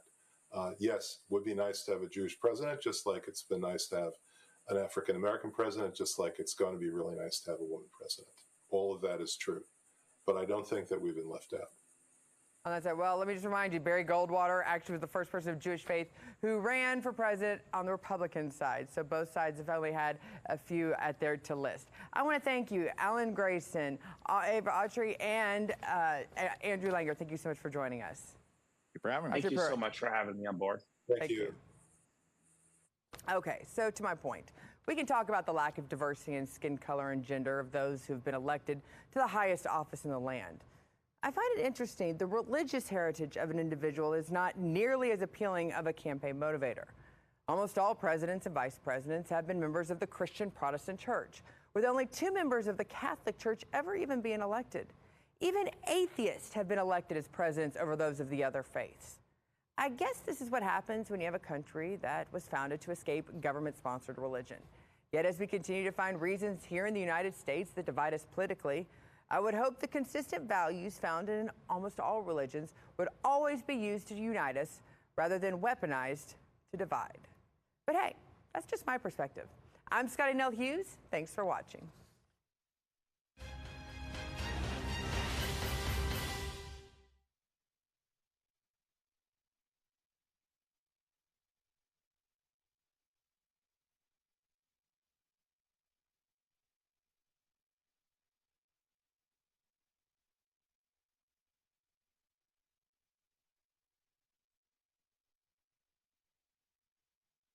You can still hear me. Please thank Scotty too. We are out, correct? Like I said, I thought we had 3 minutes. I thought we were wrapping. Like, no, you have 3 you. minutes. So I apologize for kind of trying to draw that out. Thanks for joining. That's fine. Oh, that's fine. I just wanted to make sure that all of the guests knew. Are they still there or are they gone? Okay. I'll send them. Hey, Alan, thank you. I apologize. I thought I was told to wrap, and they're like, no, you still have 3 more minutes. So I apologize. I stretched it. I think you did a great job at the end there and made a very interesting point concerning religion and politics. I think that's kind of what the founders had in mind, actually. Yeah, no, you're very much right on that one. So, well, thank you, Alan, for joining us. And you need to come in studio. Everybody here wants you in studio. So where is the studio now? So we're in Miami. We're right by the airport. We're literally 10 minutes from the airport. Okay, can I let you know when I'm going to be close? Absolutely. I'm here every Tuesday, so if you can do it around Tuesday, but I'm sure even then they tape Rick's show every day, so one of us is here. Okay, good. You're the best. Well, I'm only the second best. You're the best. Well, keep me posted. All right, I will let you know. Thank you. That's Bye. really nice of you to invite me. I'll look forward to that. You got it. Bye, darling. Bye. Huh? Oh, I didn't know that. That's perfect. Yeah.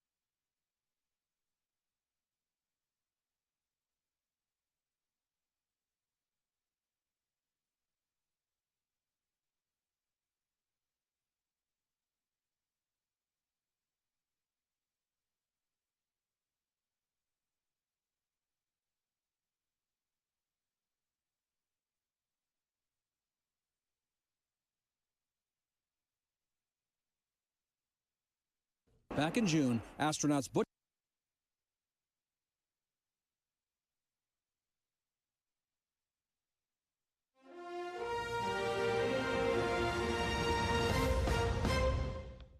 Back in June, astronauts Butch Wilmore and Sonny Williams flew to the International Space Station on Boeing's Starliner.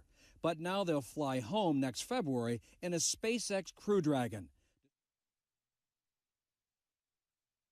Back in June, astronauts Butch Wilmore and Sonny Williams flew to the International Space Station on Boeing's Starliner. But now they'll fly home next February in a SpaceX Crew Dragon.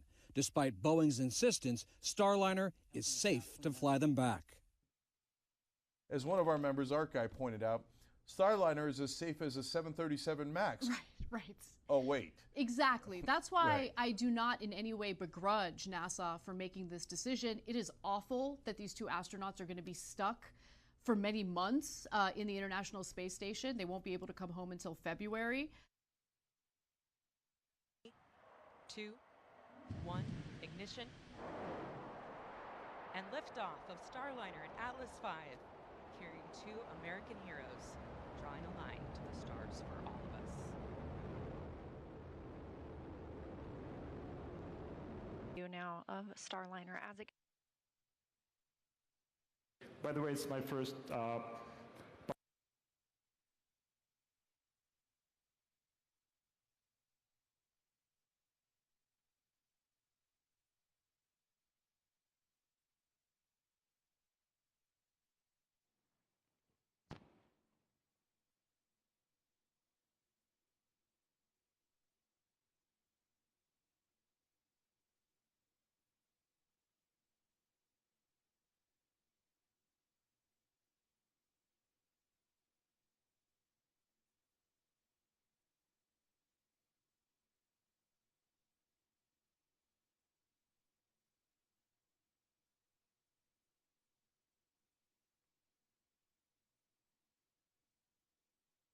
Check. That's working.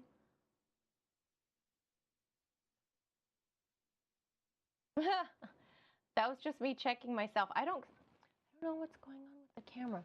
Hold on. I don't see myself.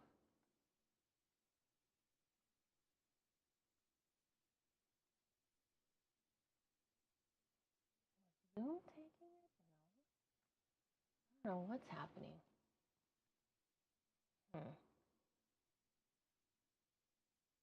I gotta log out and then come back.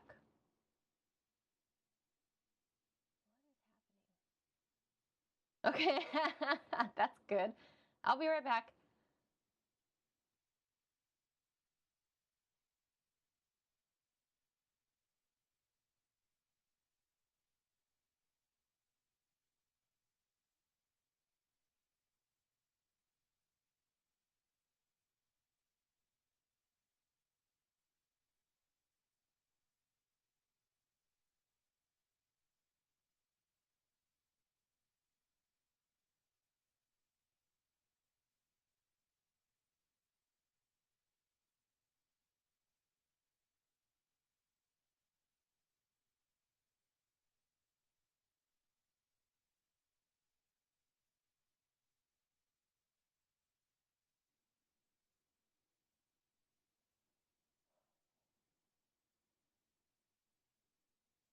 I don't know what's happening.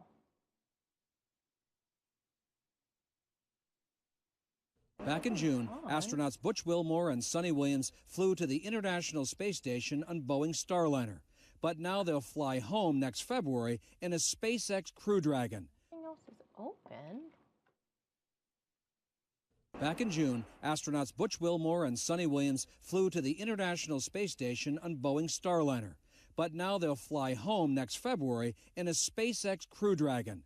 Despite Boeing's insistence, Starliner is safe to fly them back. As one of our members, Art Guy, pointed out, Starliner is as safe as a 737 MAX. Right. Oh, wait. Exactly. That's why Right. I do not in any way begrudge NASA for making this decision. It is awful that these two astronauts are going to be stuck for many months in the International Space Station. They won't be able to come home until February.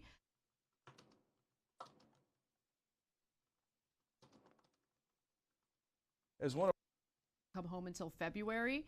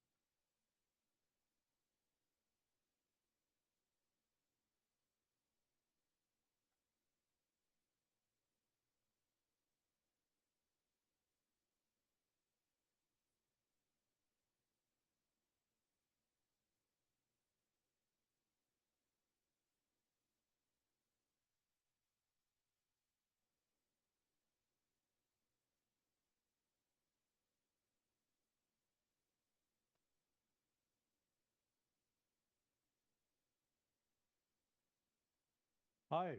Yes, I hear you fine. How are you?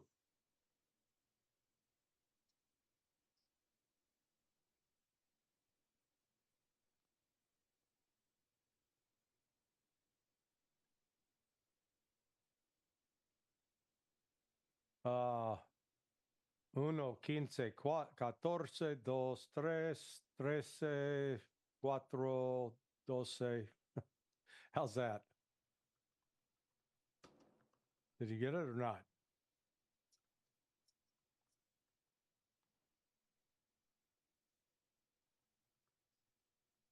All right. Sounds good, man. Thanks.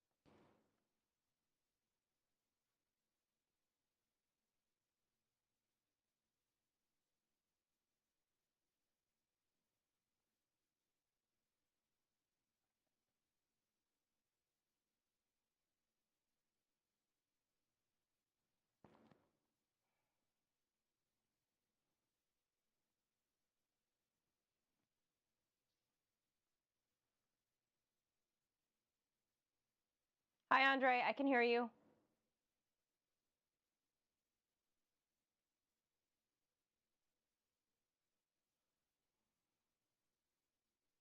Which software?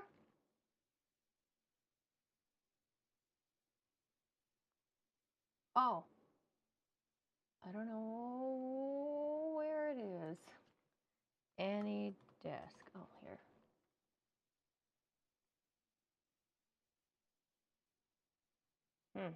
It says this folder is empty.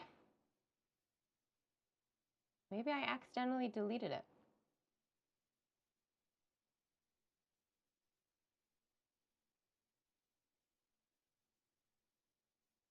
Okay, let me go there.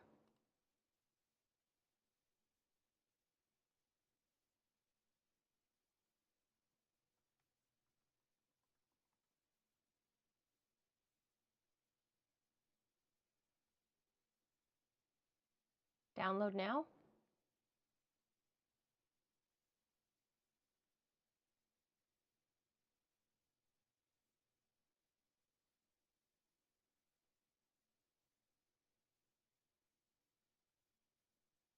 Opening.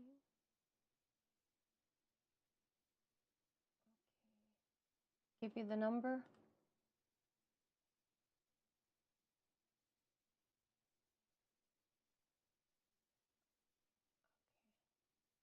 One at the end? Yes, 1-808-993-909.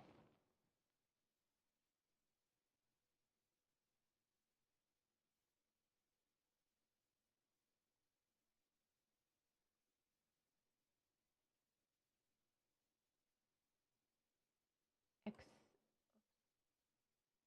think I hit accept. Did I hit accept? Okay.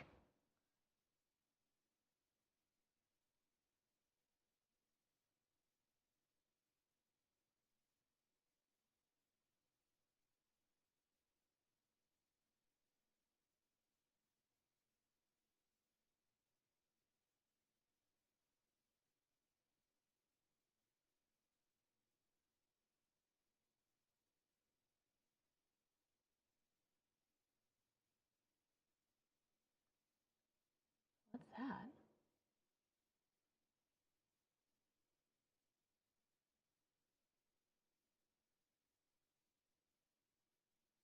I didn't even know those were there. I don't know what that is.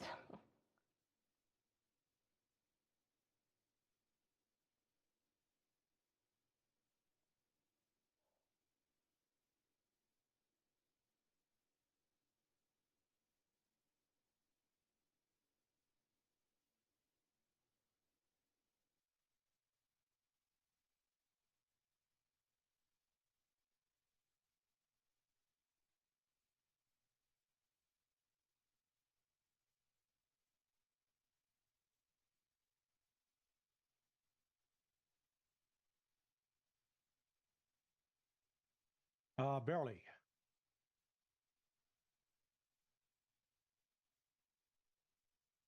No, you're still real low.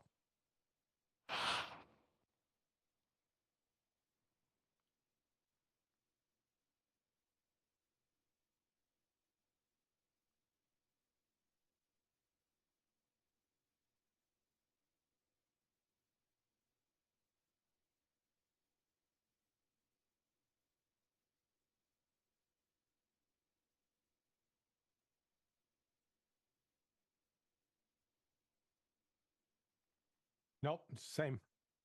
When I was talking with Jose in the control room initially, his level was just perfect. How is that possible? The blue light's on. Okay. I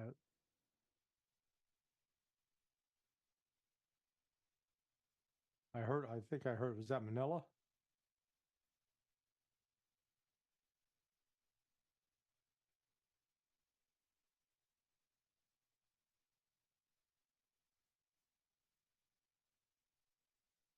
Yeah, I hear you fine.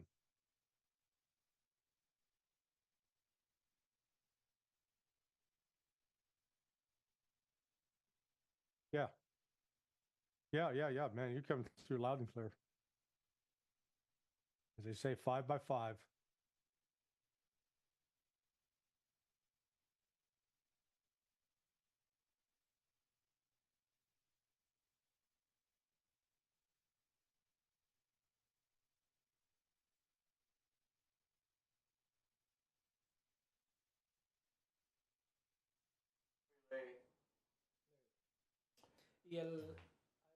Yeah, that's good.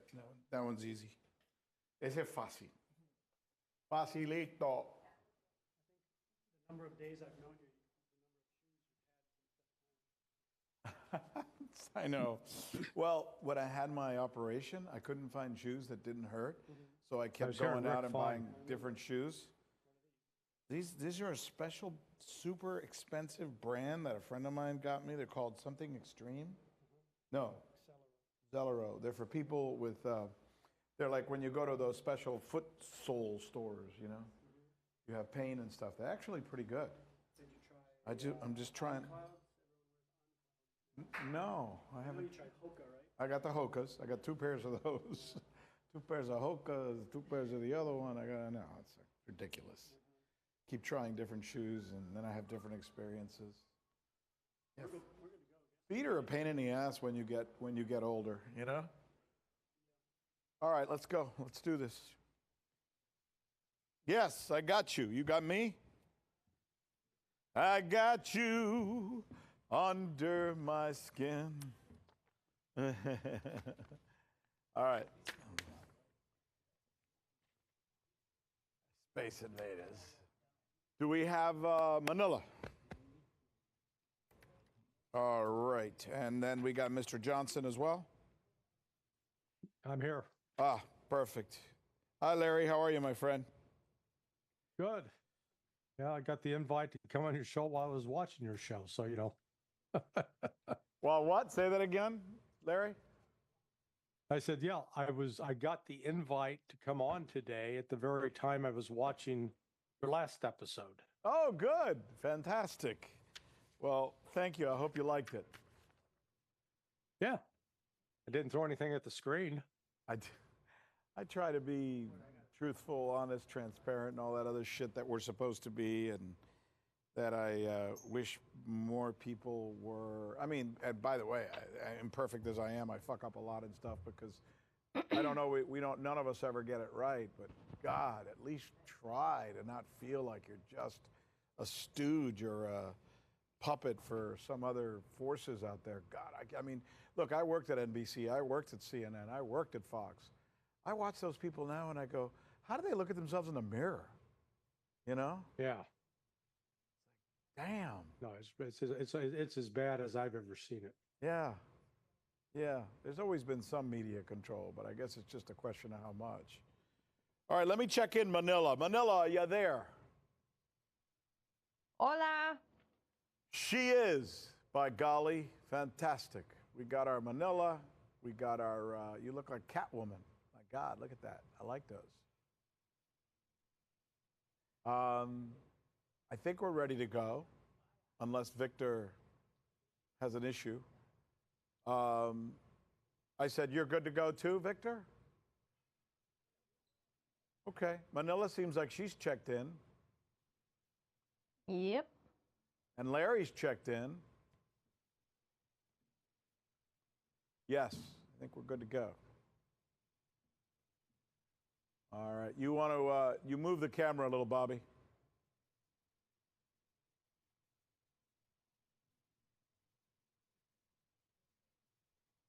You can ask Bobby.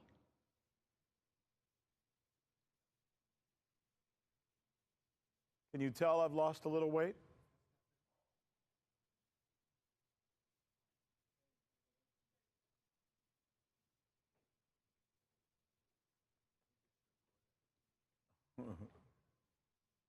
I'm better looking than Kamala.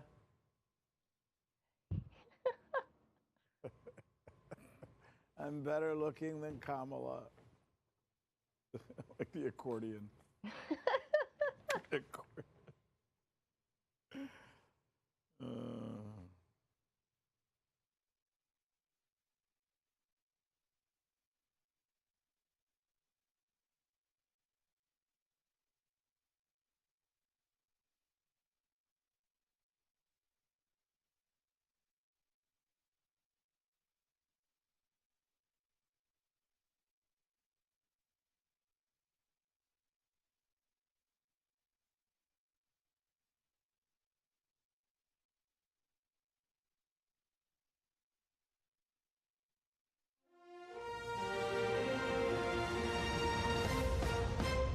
Hey, Rick Sanchez here. This is Direct Impact, and this is part of what we're going to be talking about. Back in June, astronauts Butch Wilmore and Sonny Williams flew to the International Space Station on Boeing's Starliner. But now they'll fly home next February in a SpaceX Crew Dragon. Or so they say they'll fly home. Ha! 2 astronauts stranded in space? Thanks, Boeing. This is a wild story. I'm Rick Sanchez. Hey, let's do this thing.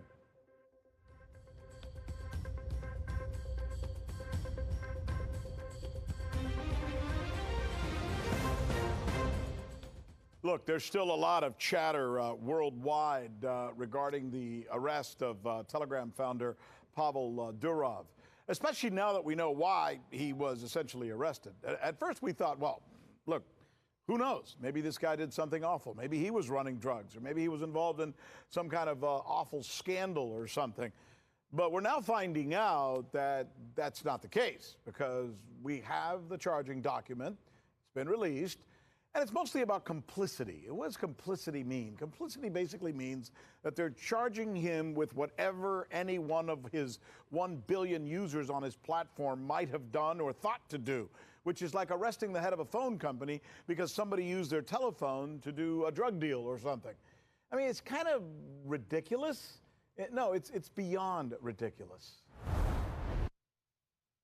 There's the document that we're talking about. What appears to be the most damaging charge is the one right there listed as charge number 2, the one that reads, refusal to communicate at the request of competent authorities information or documents necessary for carrying out and operating interceptions allowed by law. Now, what that means is that France essentially wants the ability to involve itself in the inner workings of this private company called Telegram, or the Telegram platform, that they'd like to be able to monitor the users who are on there and the messages that they send. Obviously, the question that comes to mind for me, especially as a journalist, I'm in this business, is should a government be allowed to do that? And by the way, what happens when you give the government the right to go in and look at people's stuff, whether it's listening to their phone calls or, listening to what they write on Telegram or whatever other platform they're using? Well, we know kind of the answer to that question, because just yesterday, interestingly enough, Facebook/Meta founder Mark Zuckerberg released a letter to the U.S. Congress where he's apologizing for that. He's apologizing for allowing the U.S. government to inform and manage his platform. This is you can't make this stuff up. By the way, what he's saying the government did with him is much like what France is asking to do with Telegram. There it is. In a letter to Congress, Zuckerberg says on several occasions his company was incorrectly pressured by the White House to change or pull content regarding COVID, which he now wishes he hadn't changed or done. But the most damaging admission in the letter is that one right there. See that right there that we highlighted for you in yellow? That's where Zuckerberg writes, quote, in a separate situation, the FBI warned us about a potential Russian disinformation operation about the Biden family and Burisma in the lead up to the 2020 election. That fall, he writes to Congress, when we saw a New York Post story reporting on corruption allegations involving the then Democratic presidential nominee Joe Biden's family, we sent that story to fact checkers for review and temporarily demoted it. That means they stopped it. They pulled the story while waiting for a reply. It's since been made clear that the reporting was not Russian disinformation, and in retrospect, we should not have demoted the story.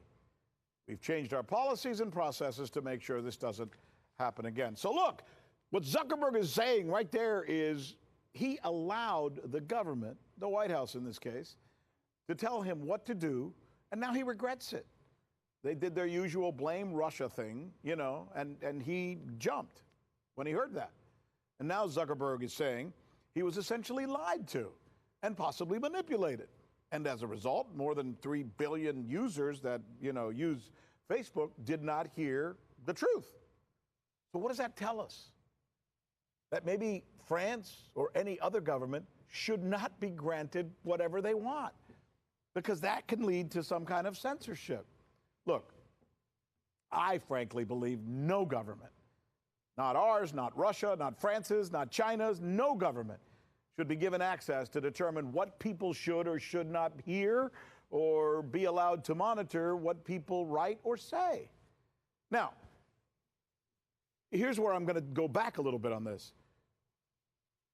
My thinking, should we be concerned about how to best manage social and digital media platforms? Yes. 100%, absolutely. We should come up with a way to do that. Can I come up with some way of doing that? Sure. Here's my take. In a perfect world, we would create a body of fair-minded, informed, intelligent, objective men and women who would run down every communication, every story, and determine its value. And those people would need to not be connected to any party, to any cause, to any ideology, to any government, to any religion, whatever. Can we find those people? Can we make that grouping, that committee? I don't know. Maybe. I don't think so. So what do? Well, between now and then, the world according to Rick Sanchez, for what it's worth, the best we can do, as imperfect as this sounds, sorry, just let all ideas into the marketplace. Let all ideas into the marketplace, even the stupid ones, even the wrong ones, even the hurtful ones. And then we just need to trust our collective humanity to figure it out. That's what I think. Manila, I know you've been giving this a lot of thought yourself. What are your thoughts? I agree with you on that front, but I want to talk about Mark Zuckerberg's faux mea culpa, right? And I call it a faux mea culpa. Obviously, he had to address this issue because another tech titan, similar to him in Pavel Durov, with his arrest, Mark Zuckerberg had to say something because eyes would turn to him eventually. Yeah. Obviously, like we heard the founder of Rumble fleeing France, who happened to be there the same time that Pavel Durov was there. He fled before he actually made a post about it on Twitter himself. But I'm calling this a faux mea culpa, and it's a day late and a buck short, because how does he respond? How does he answer to the fact that Facebook, Meta, is peppered with ex-spooks, ex-CIA agents, as Alan McLeod from Mint Press News in December of 2022 exposed that Facebook has this revolving door between Washington, D.C., the intel agencies, specifically the CIA, and a number of leadership roles within Facebook. Silicon Valley is completely blanketed with ex-spooks from right here at Langley. How does he address that? And he doesn't in his letter. That's the thing. So the thing here, Rick, is that Facebook there is government interference taking place. You're saying there is government interference taking place at Facebook today, beyond this letter. They don't need to. They don't need the government to apply pressure and put a jackboot on their neck. He has willingly hired folks from Washington to be within his ranks to kind of control from the inside out. Ex-spooks. Yeah. So that's just something to consider. No, it's a great point. You know, just because he came out and put this letter out because he was being forced to by members of Congress doesn't mean that what he says in that letter is any different than what he's actually doing. And I think that's your point, and it's a damn well valid one. Hey, here's our other story that I wanted to get to you on. And this is beginning to sound like an Academy Award-winning movie. Here's the treatment, right? If we wrote a treatment and sent it to Hollywood. 2 astronauts are stuck in space, and who knows when or how they will come home. Well, maybe next February, we now learn, right? How'd they get there? Well, they went there on a Boeing, yes, Boeing Starliner capsule that apparently now, it don't work. Back in June, astronauts Butch Wilmore and Sonny Williams flew to the International Space Station on Boeing Starliner.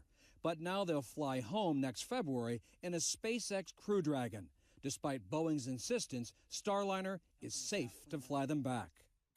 Butch Wilmore, Sonny Williams blasted off to the International Space Station. That was, as you heard, just in June. Supposed to be an 8-day mission. 8 days. That's it. 8 days. Now they're going to have to wait at least another 6 months. And who knows if, you know, they're going to even be able to get back then.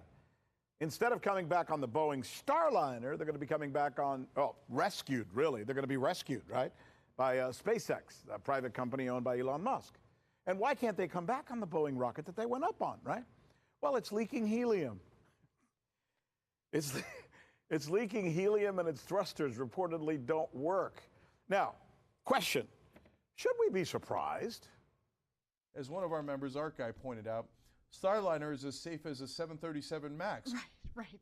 Oh, wait. Exactly. That's why Right. I do not in any way begrudge NASA for making this decision. It is awful that these two astronauts are going to be stuck for many months in the International Space Station. They won't be able to come home until February. You cannot make this stuff up. TYT's assessment is pretty much what the whole world is thinking. It goes something like this. Can Boeing get anything right?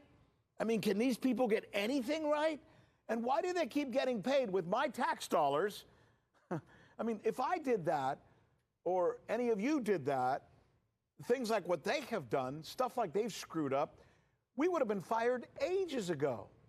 But I keep going on the air and reading about stuff that they got and government contracts and more planes and bigger planes and new designs and now this. This is a joke, Manila. Yeah, Rick, the only thing I would say they would add to the Hollywood movie version of this would be that the two astronauts who have, why do astronauts always have cool names like Sonny and Butch and Buzz and, but I should point that out. But when they do come back in February, they're going to come back on Valentine's Day and they fall in love. That's the only thing you can add to this, right? But on the serious part of this, the sad part about Boeing, Rick, as you and I have discussed in the last several episodes about Boeing, their reputation, the MAX jet that at least 2 times have claimed the lives of hundreds of people after they've been down because the failure of inspection. There is something internally massively wrong at Boeing. And when lives are on the table like this, the U.S. government should not continue to invest our tax dollars into, I don't know what kind of R&D that they're doing, but now the private company and, in Elon Musk's SpaceX is going to have to go bail Boeing out. This is yet another corporate bailout in another form, in another fashion. Boeing is getting, let go off the hook from this. Nobody's saying that much. The government is going to continue to deploy and employ Boeing as a major contractor because, let's face it, Boeing makes some other equipment that the U.S. government, namely the DoD, likes to use, Rick. Yeah. Well, no, listen, I agree with you. And whether I've been a supervisor or I've actually run companies throughout my life, I believe one word is the most important, and that is meritocracy. Meritocracy. You get what you deserve. What you show me you can do is your value, and I'll pay you according to your value, and I'll either keep you, promote you, or fire you based on your value. I'm sorry, but you're absolutely right, Manila. Why is the government treating these people like they're A students when they seem to be D- at best? I don't get it. It's not personal. I'm just looking at the record. Where's the merit here? And that's important. And that's where we are. Great conversation. We're going to talk to somebody in a little bit, by the way, who's going to be able to help us kind of work through some of these things out as well. His name is Larry Johnson. Larry Johnson worked at the CIA for 4 years. He worked as an analyst. Then he moved over to the State Department's. He worked at the State Department's Office of Counterterrorism, by the way. There he is. He's a commentator. He's a blogger now. And he's going to join us right here in a jiff. We'll be right back.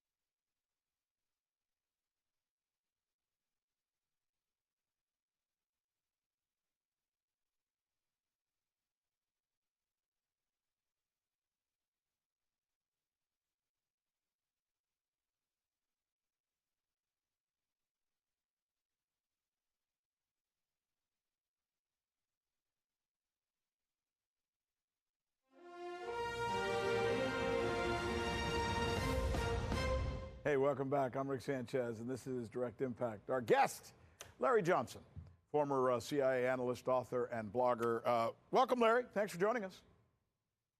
Always good to be with you, Rick. What do you make of this Telegram situation? I mean, I'm sitting here thinking like it's almost like, to me anyway, a little bit of a bridge too far for France to be telling any digital platform, we need to know who the people are on your platform. We need to have access to what they say, and we're going to hold you responsible for anything they do.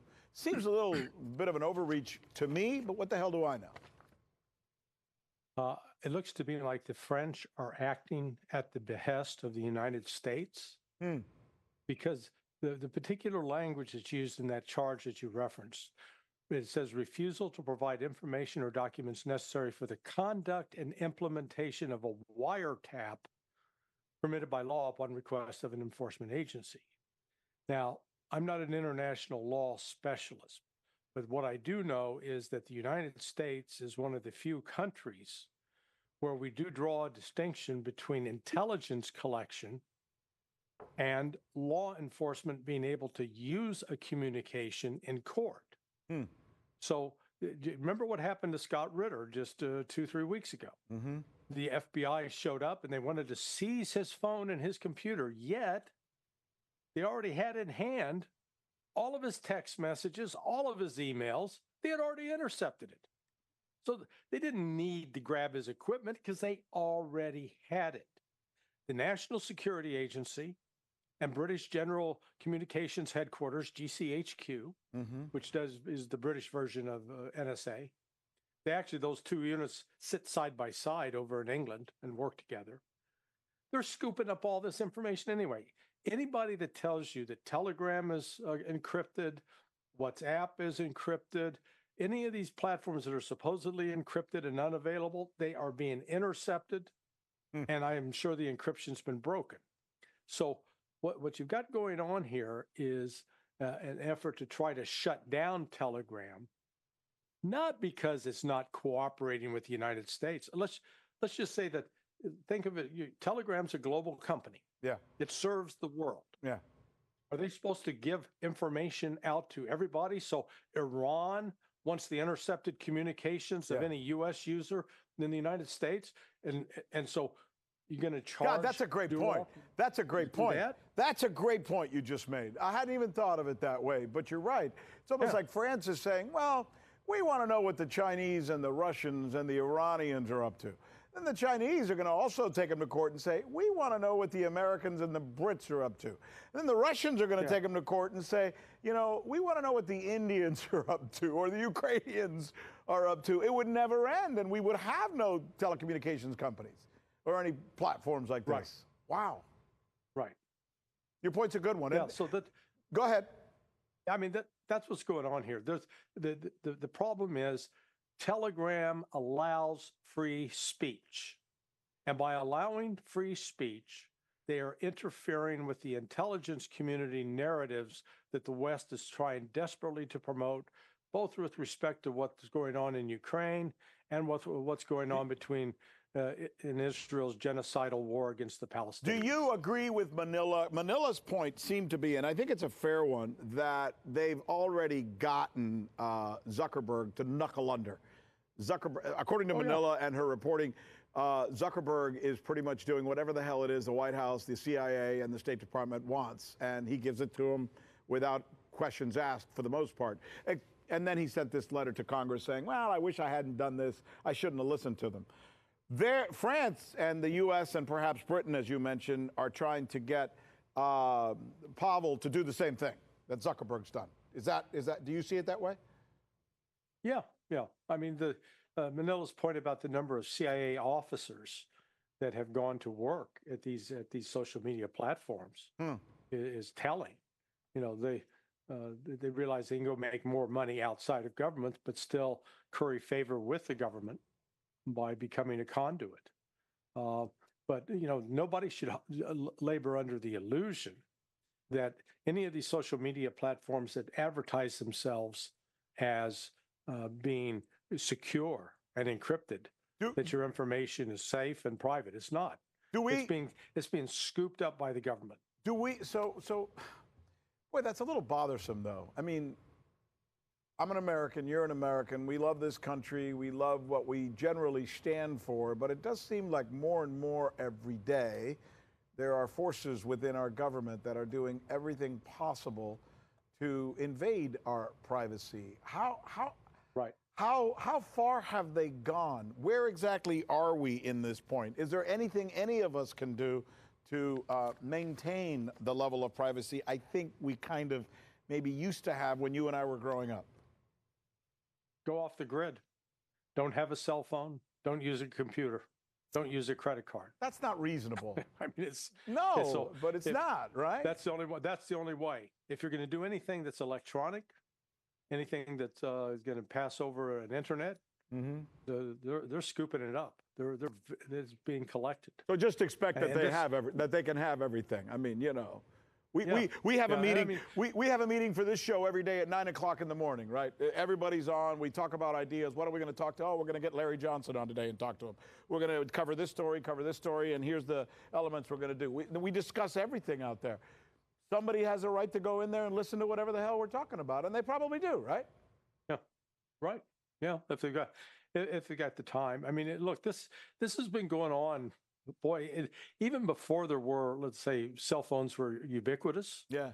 I know one of my former business partners. He was the chief of international ops at DEA, and when they were trying to chase down the guy that blew up the Avianca plane that went down in Colombia, it was an attempt to kill Pastrana at the time, one of the presidential candidates.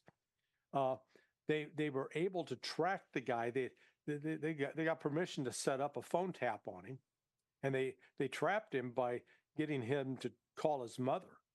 And he was at a phone booth in Brooklyn when they grabbed him. But they were able to track real time. Now this was back 1990, 1988. So this is, we're talking more than 30 years ago. They were able to do it then. With technology, it was far less sophisticated than what we have today. Is that the problem, the technology? Because it seems to me, look, there are times when I want my government, I want the CIA to do certain things and investigate certain people. I want the State Department to do its job and look out for the bad guys who actually want to do us harm. But when it turns into, we're going to use the excuse that we're going after bad guys so we can just investigate you because we don't like your politics or we don't like the way you think, that's a whole different story. And it seems that their technology today that they didn't have in the past gives them the opportunity using things like AI to monitor all of us, whereas they used to monitor only pinpoint people. Is that right? Did I get that right? Yeah. Ed Snowden talked about this. It was revealed in the movie that Oliver Stone did with Ed Snowden. And, one of the issues was they found out that they could actually go in through the computer, even if you got it turned off, and there's technology out there that allows spies to look through your computer. And if you got your camera up, if the camera is not covered, they can actually look and monitor you visually in what you thought is the privacy of your home or your bedroom. My life is pretty boring. So, I'm a granddad and I got some kids and a wife and I got a regular house and everything. And I'm kind of just, and I do this job where I consider myself a journalist, but I imagine I probably say some things that bother some folks over there. I wouldn't be surprised if they're listening in, right? I should assume they are. Yes. Yeah. Wow. The only thing that, it gets down to targeting. There is such a volume of information. So it's not like they have a software system that will automatically flag and say, hey, here's this problem child, go grab him or her. Right. But once there is a decision made from a political standpoint of, we don't like what Rick is saying, we don't like what Mandela is saying, we don't like what Larry is saying, then they can come and start targeting you.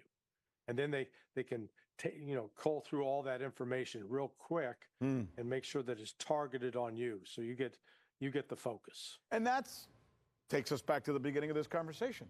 That's what France is trying to do. And that's why they're trying to get Pavel to knuckle under so that he can help them do that. And they'll put him in jail if he doesn't.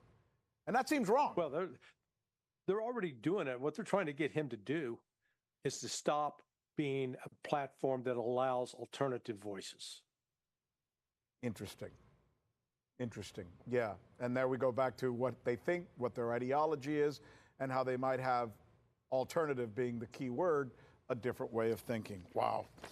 Larry, that's that great conversation. It's really great to talk to you based on your judgment and your experience, for you to be able to share that with us. Thank you very much. I look forward to talking to you again. Always a pleasure. Thanks, Rick. That's our show. Remember, always try and look at your own box. Truths don't live in boxes. I'm Rick Sanchez, and we'll be looking for you en la próxima, next time.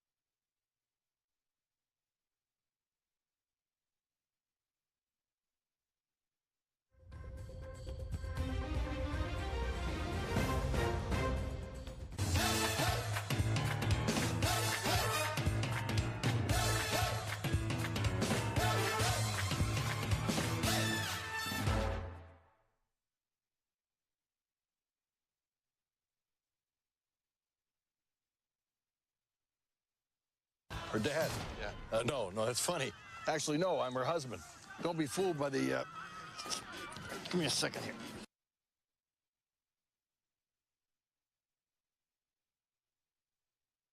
Coach, you gotta take that kid out. I wanna take him out. How about I take you out? How about I take you out?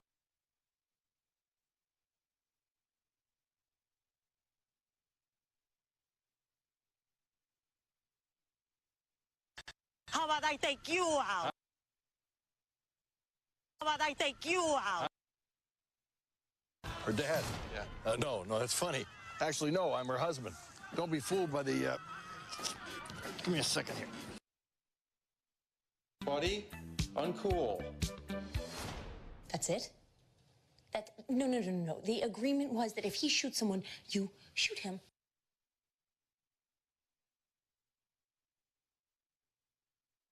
Buddy, you shoot him. Excuse me, but this baby would have grown up in a crowded orphanage if it wasn't for us. Cream puff. For us, cream puff.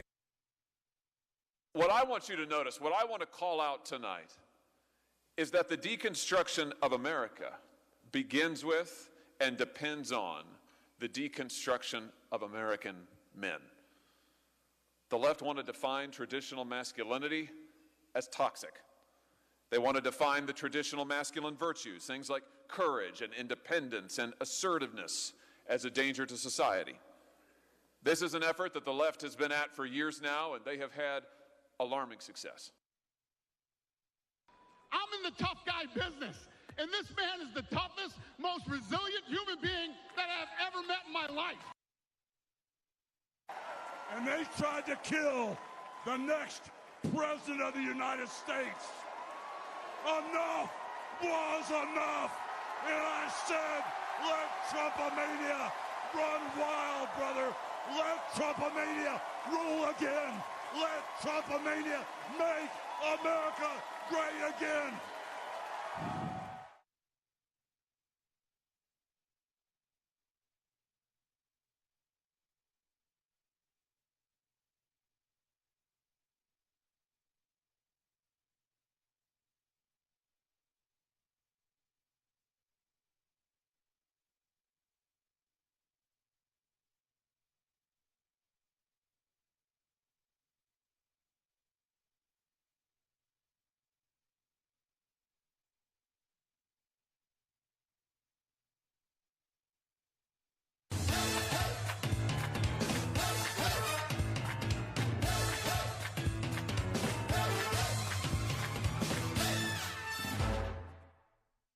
Coach, you gotta take that kid out. I wanna take him out. How about I take you out? Her dad. Yeah. No, that's funny. Actually, no, I'm her husband. Don't be fooled by the. Give me a second here. Buddy, uncool. That's it? No. The agreement was that if he shoots someone, you shoot him. Excuse me, but this baby would have grown up in a crowded orphanage if it wasn't for us. Cream puff. What I want you to notice, what I want to call out tonight, is that the deconstruction of America begins with and depends on the deconstruction of American men. The left want to define traditional masculinity as toxic. They want to define the traditional masculine virtues, things like courage and independence and assertiveness, as a danger to society. This is an effort that the left has been at for years now, and they have had alarming success. I'm in the tough guy business, and this man is the toughest, most resilient human being that I've ever met in my life. And they tried to kill the next president of the United States. Enough was enough, and I said, let Trumpomania run wild, brother. Let Trumpomania rule again. Let Trumpomania make America great again.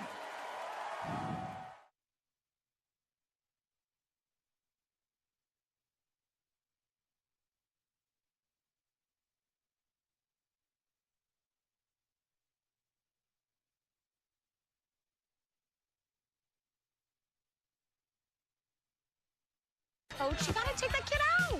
You wanna take him out? How about I take you out?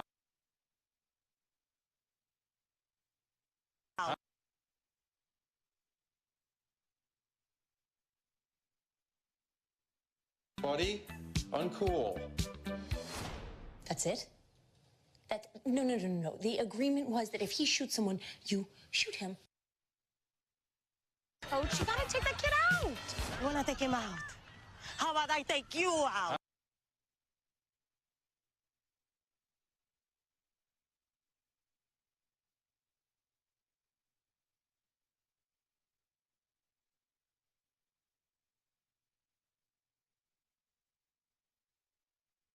Him out.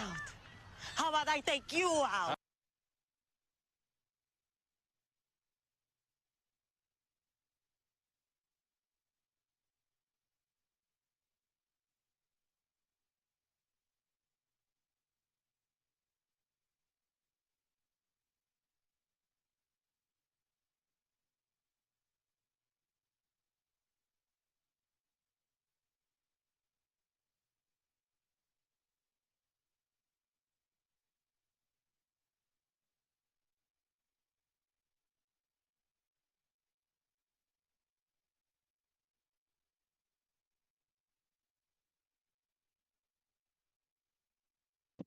Sí, saludos, ¿qué tal? Buenas tardes.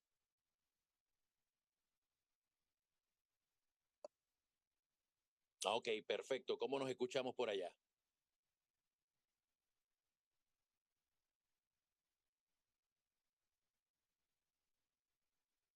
1, 2, 3, 4, 5, 6, 7, 8, 9, 10.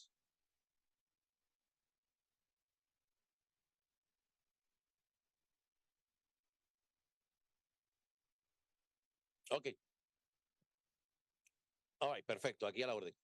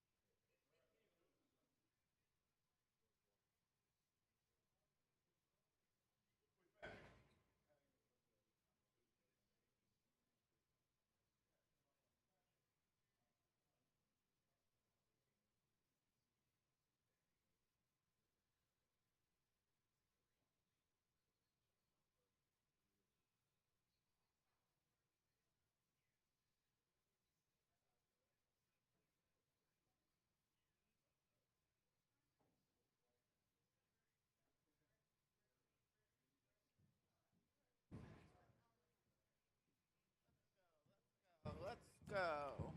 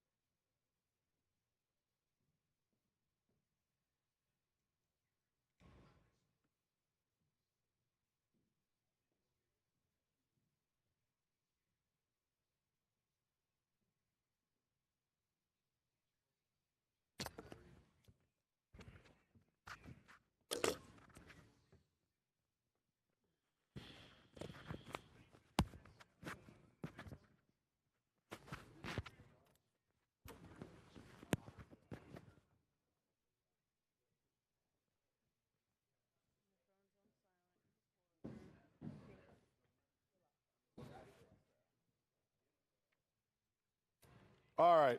Víctor. ¿Qué pasa, viejo? Vamos con todo. Saludos. Ay, coño, there's two Victors. Do you want me over here or do you want me to move? About 45 All right. seconds. All right, here we go. How's that? Victor, Victor. Victor, Victor. Victor, Victor. How's your Vector, Victor? Saludos, saludos, ¿qué tal? ¿Y qué? ¿Cómo estás? ¿Todo bien? ¿Dónde estás? Todo bien, en Pensilvania, Allentown, Pensilvania. Qué bueno, carajo. Ahí es donde viene la gente. ¿Tú sabes quién viene de Allentown, Pennsylvania? El alto este de Fox News. ¿Cómo se llama? Bill O'Reilly. Yes, yes, yes. Bill O'Reilly se crió en Allentown, Pennsylvania. Sí. ¿Y tú eres de dónde? ¿Cubano o...? Puertorriqueño, puertorriqueño. ¿Qué tipo de mexicano eres? Ah, puertorriqueño mexicano. Sí, sí, de la provincia de Puerto Rico. Pero me crié en la Florida, mi ex esposa es cubana y me crié en Orlando, Florida. Qué interesante. Tú sabes que la gente, alguien me dijo eso el otro día, me dijo, tú sabes que en los Estados Unidos hay los cubanos mexicanos, los puertorriqueños mexicanos, los hondureños mexicanos, Sí. todo el mundo Sí, sí, sí. mexicano. Bueno, dale, let's do this. Let's have some fun. Go. All right, Victor, we're good. He sounds great, looks great. Let's do it. Oh, I've lost about 10 pounds already.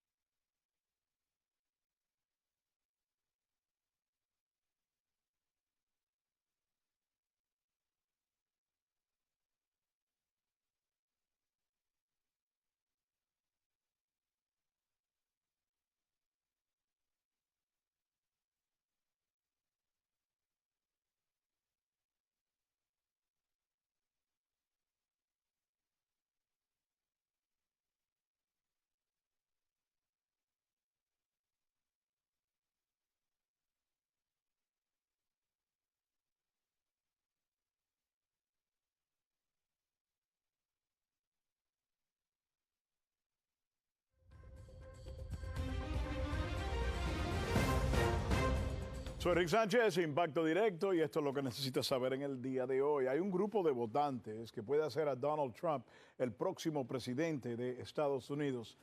¿Quiénes son? Te lo diré aquí en Impacto Directo. Vamos con todo.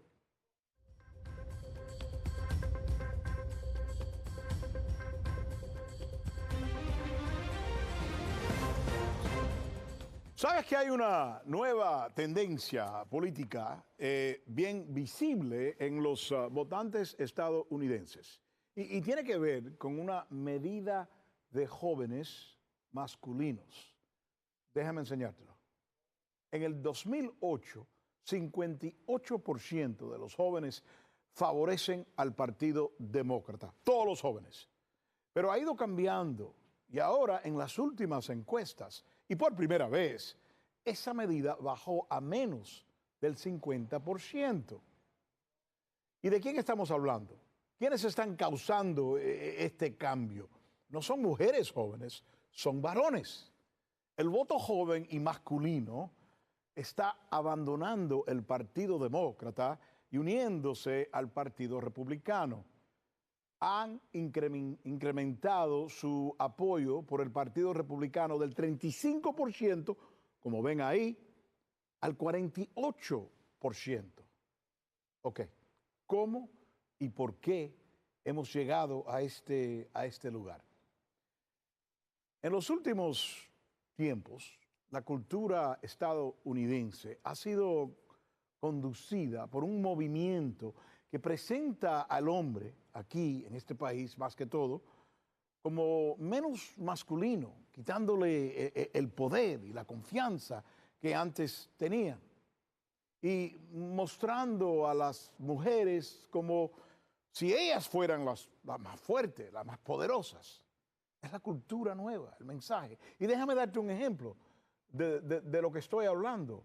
Películas, programas de televisión que antes demostraban mujeres haciendo papel de madres, de hermanas, enfermeras, secretaria. No quiere decir que eso es lo único que pueden hacer mujeres, pero así más o menos es como las presentaban. Y otros tipos de trabajos, ahora las presentan casi exclusivamente como las directoras, policías, soldadas, atletas. Hacen el elenco de mujeres en esos papeles. Por otro lado, y en la gran mayoría de papeles donde requieren un actor masculino, entonces, ¿qué hacen? Seleccionan actores pequeños, débiles, y que no representan la imagen tradicional de lo que es un hombre.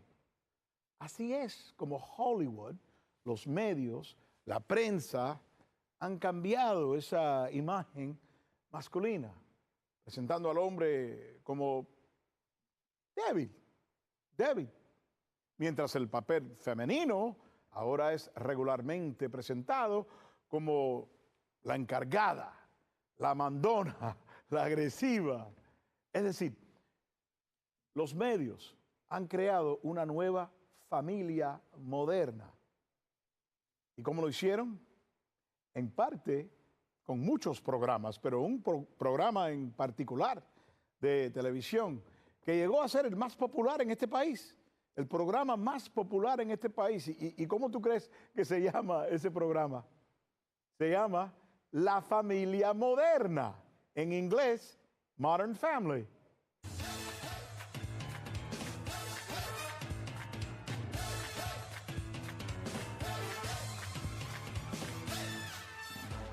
Ese es el comercial que ellos mismos hicieron. En esta familia, la esposa, una colombiana que se llama Sofía Vergara, la conocen, claro, es la más agresiva. Coach, you gotta take that kid out. I wanna take him out. How about I take you out? El esposo hace papel de un tipo idiota. Her dad, yeah. No, that's funny. Actually, no, I'm her husband. Don't be fooled by the... Give me a second here. Los vecinos, otra vez, en ese caso, la esposa es la que domina. Buddy, uncool. That's it?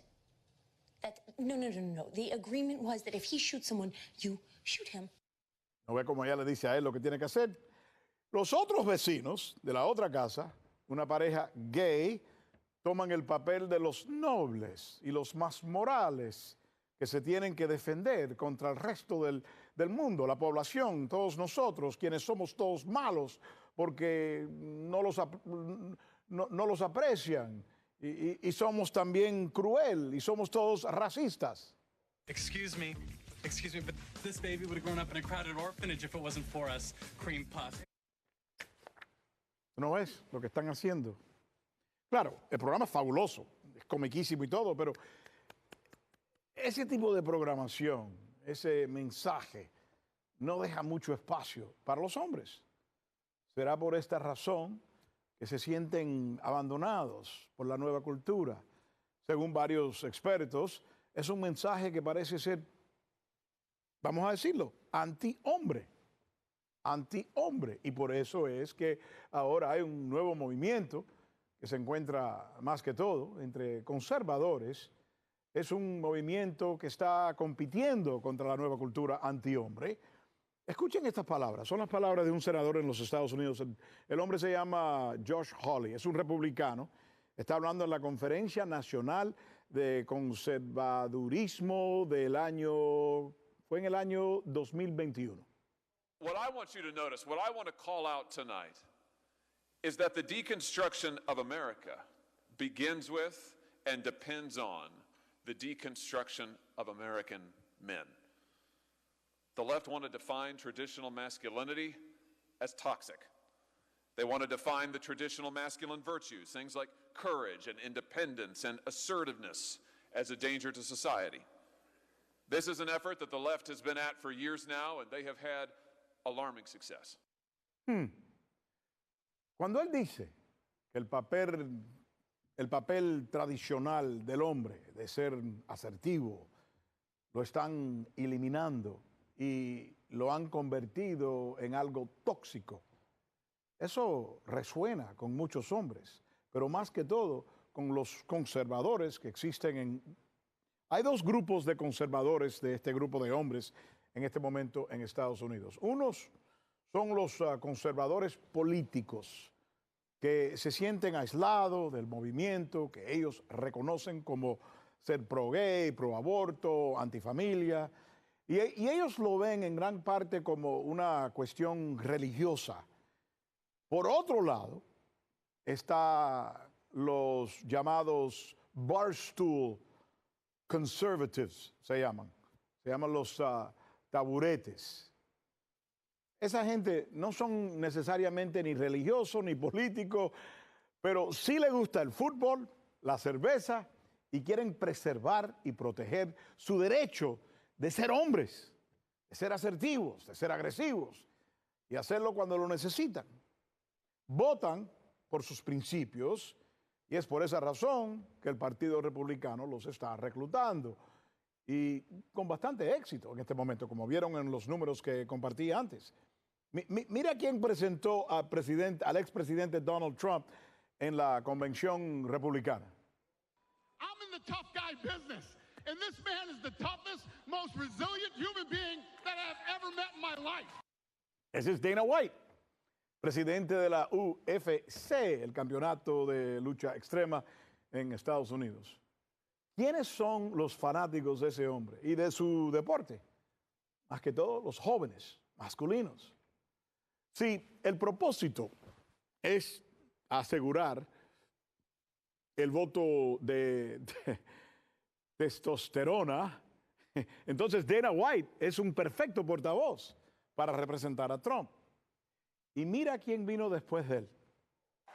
And they tried to kill the next president of the United States.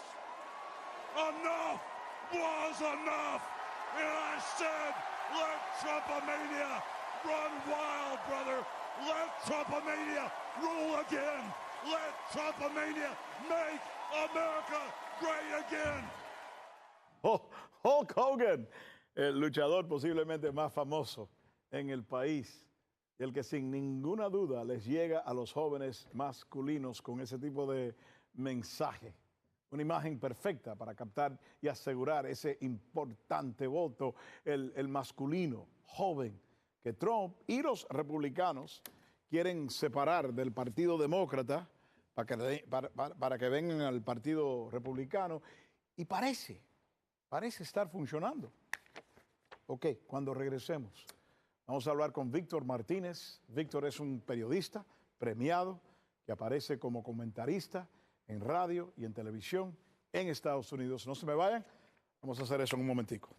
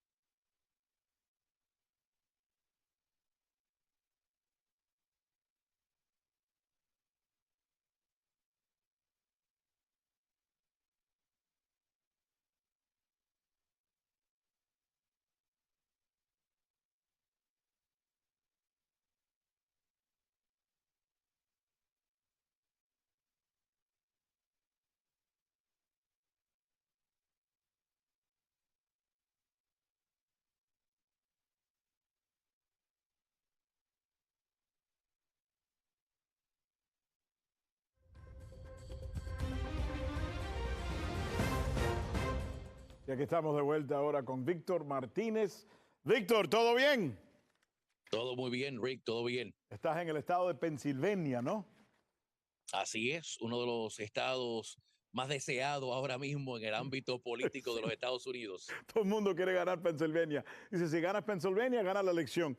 Oye, déjame hacerte una pregunta. Escuchaste lo que hice, lo que escribí, la manera que preparé mi intro, ¿no? ¿Qué piensas? ¿Tengo razón o no? Mira, tienes razón en lo que estabas mencionando, pero yo creo que también es importante mencionar que este cambio político, y no creo que haya sido por coincidencia, llegó al mismo tiempo que llegó Donald Trump. Si tú miras la gráfica que tú mismo presentaste, este cambio comenzó ¿cuándo? Para el 2015, 2016, cuando Donald Trump se lanza como candidato. Donald Trump, sin duda alguna, ha traído una campaña durante los últimos 8 años fuerte de un hombre que va a todas, the man's man, el hombre de los hombres.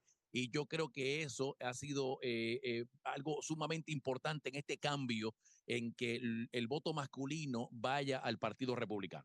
Y el voto femenino parece que va a estar con el Partido Demócrata y más que todo con la cuestión del aborto, ¿no? Y recuerda que en el 2016, ¿con quién corrió, en contra de quién corrió Trump? En contra de Hillary Clinton, una mujer.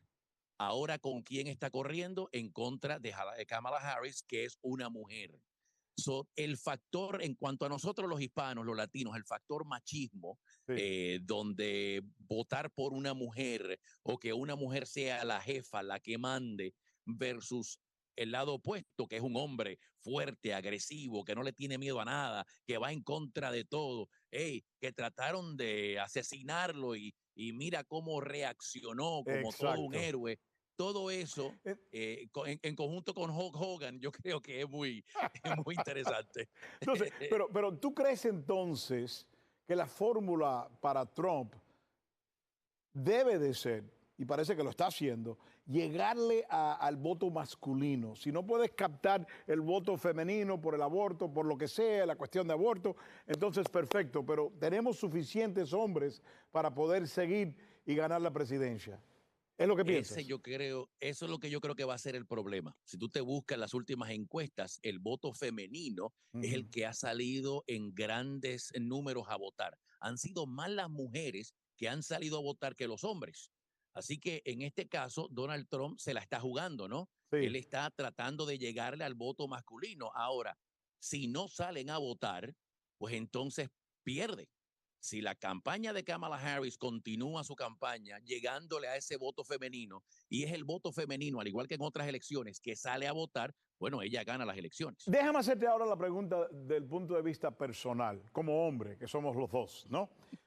No, porque es verdad, porque cuando yo me pongo a ver televisión con mis hijos, con mi nieta, con mi esposa, con mi familia, con mis hermanos, yo veo las tendencias, yo veo de lo que estaba hablando con Familia Moderna, donde yo como hombre no veo la representación mía como hombre, y no porque quiero criticar a las mujeres, ni quitarle nada a las mujeres, ni a los gays, ni a nadie, pero yo sí veo que la manera que la percepción del hombre en los Estados Unidos, en la televisión y en las películas, no es como era antes. Yo no quiero ser John Wayne, yo no quiero ser un cowboy, pero tampoco quiero que me pongan como un tipo débil, pequeñito, tú sabes, con voz fina. Bueno, y es como me veo.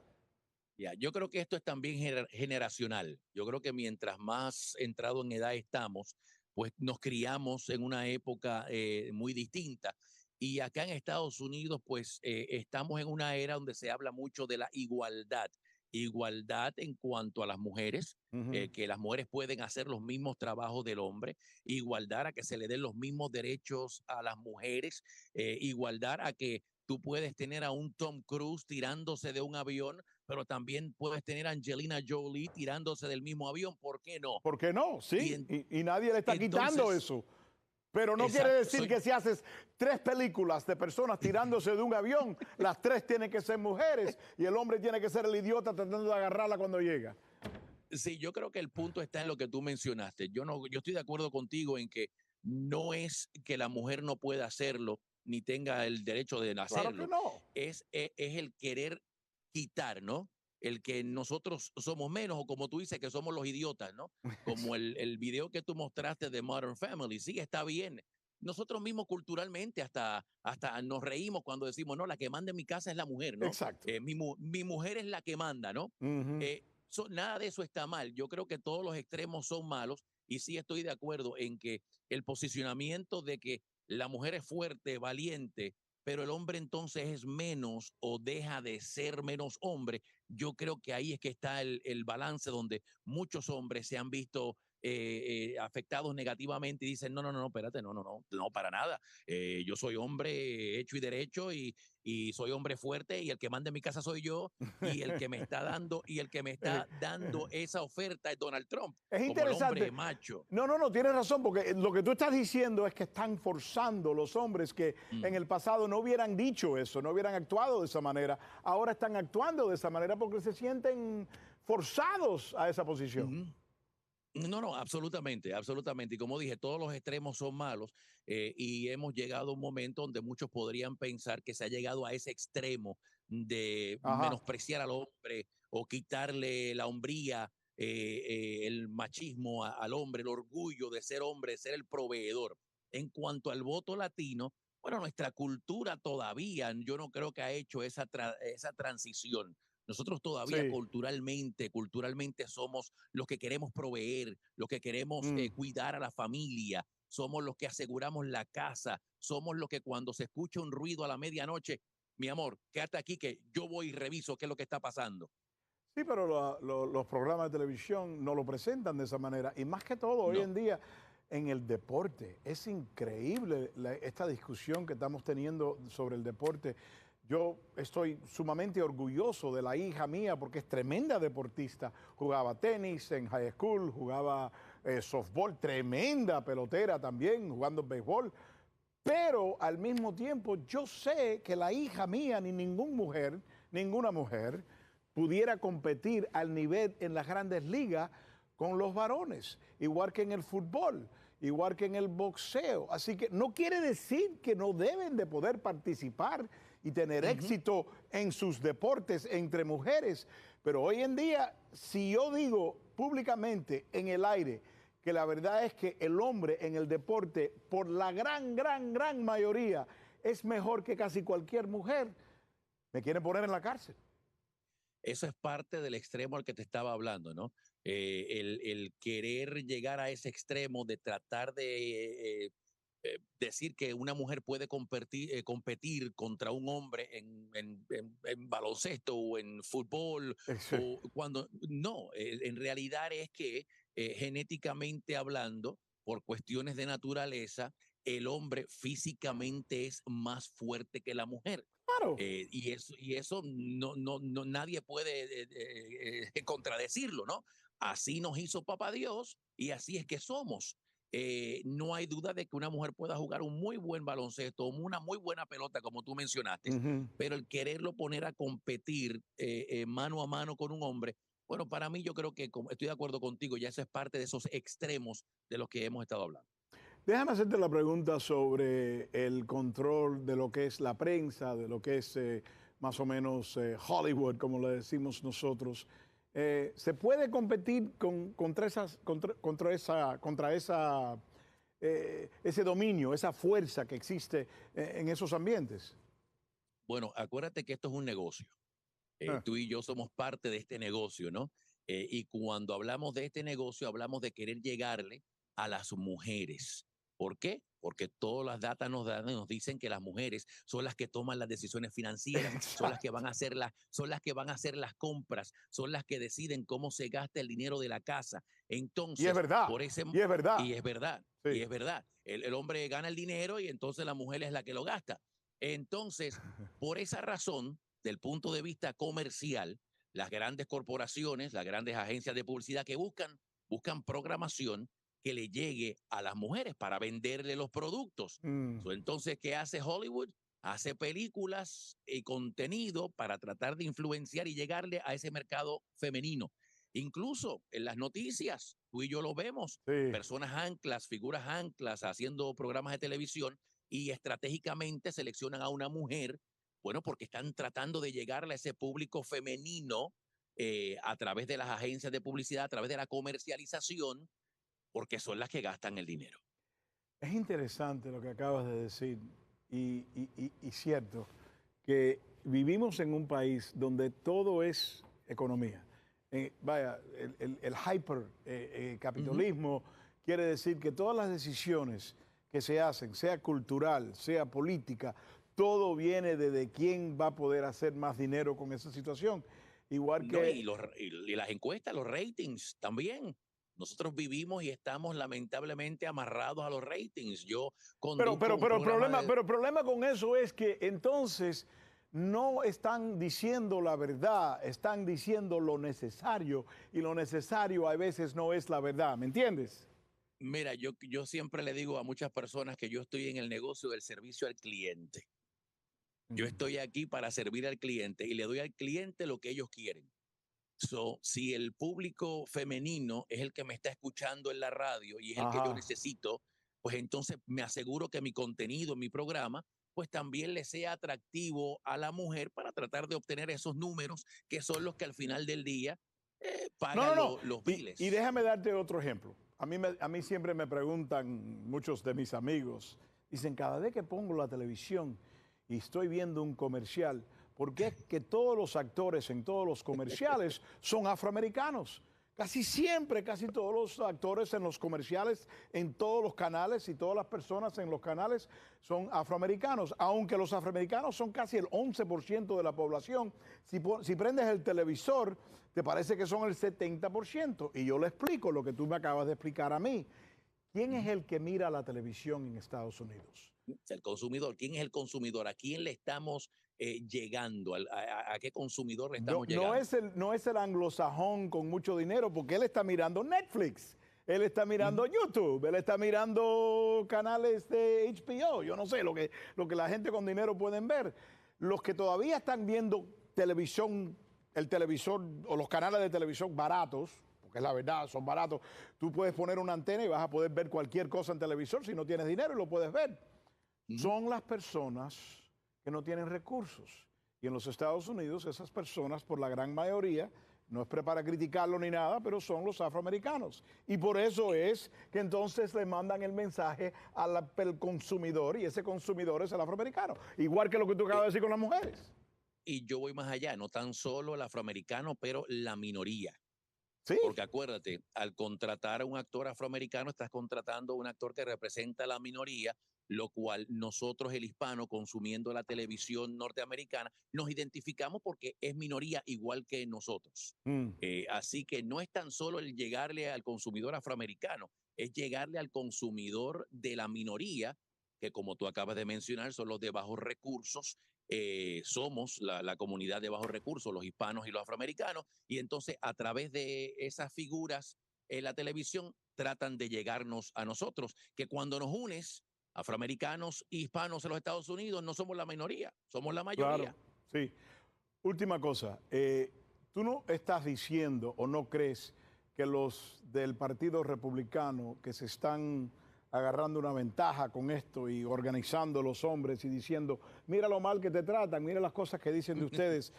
Es una maniobra política, obviamente, pero ¿es una maniobra política real y necesaria o no?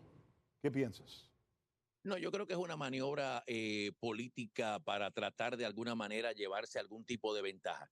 Ellos están buscando los votos donde quiera que estén y están buscándolo hasta debajo de las piedras. Para eso se aprovechan de esa percepción con el Partido Demócrata y ahí pues le dicen, ¿saben qué? Vénganse acá. Nosotros los recibimos con las manos abiertas. Nosotros los queremos tal y cual son. Así que vengan donde nosotros. Interesante, porque acuérdate, la campaña de Kamala Harris, su eslogan es no vamos a mirar hacia atrás. Y muchos perciben este comportamiento machista o hombruno como el pasado, como un comportamiento de años atrás. También están esperando o tienen la intención de que a través de las mujeres convenzan a sus esposos de votar por ella. Ahí Mira, lo tienes. háblale a tu marido, ve a votar con él y cuando vaya a votar, asegúrate que esté votando por Kamala. Todo es política y todo es dinero. Víctor Martínez, gracias por compartir. Ha sido una excelente conversación. Gracias, mi amigo. A la orden. Y con eso nos despedimos. Vendremos otra vez con Impacto Directo. Hasta la próxima.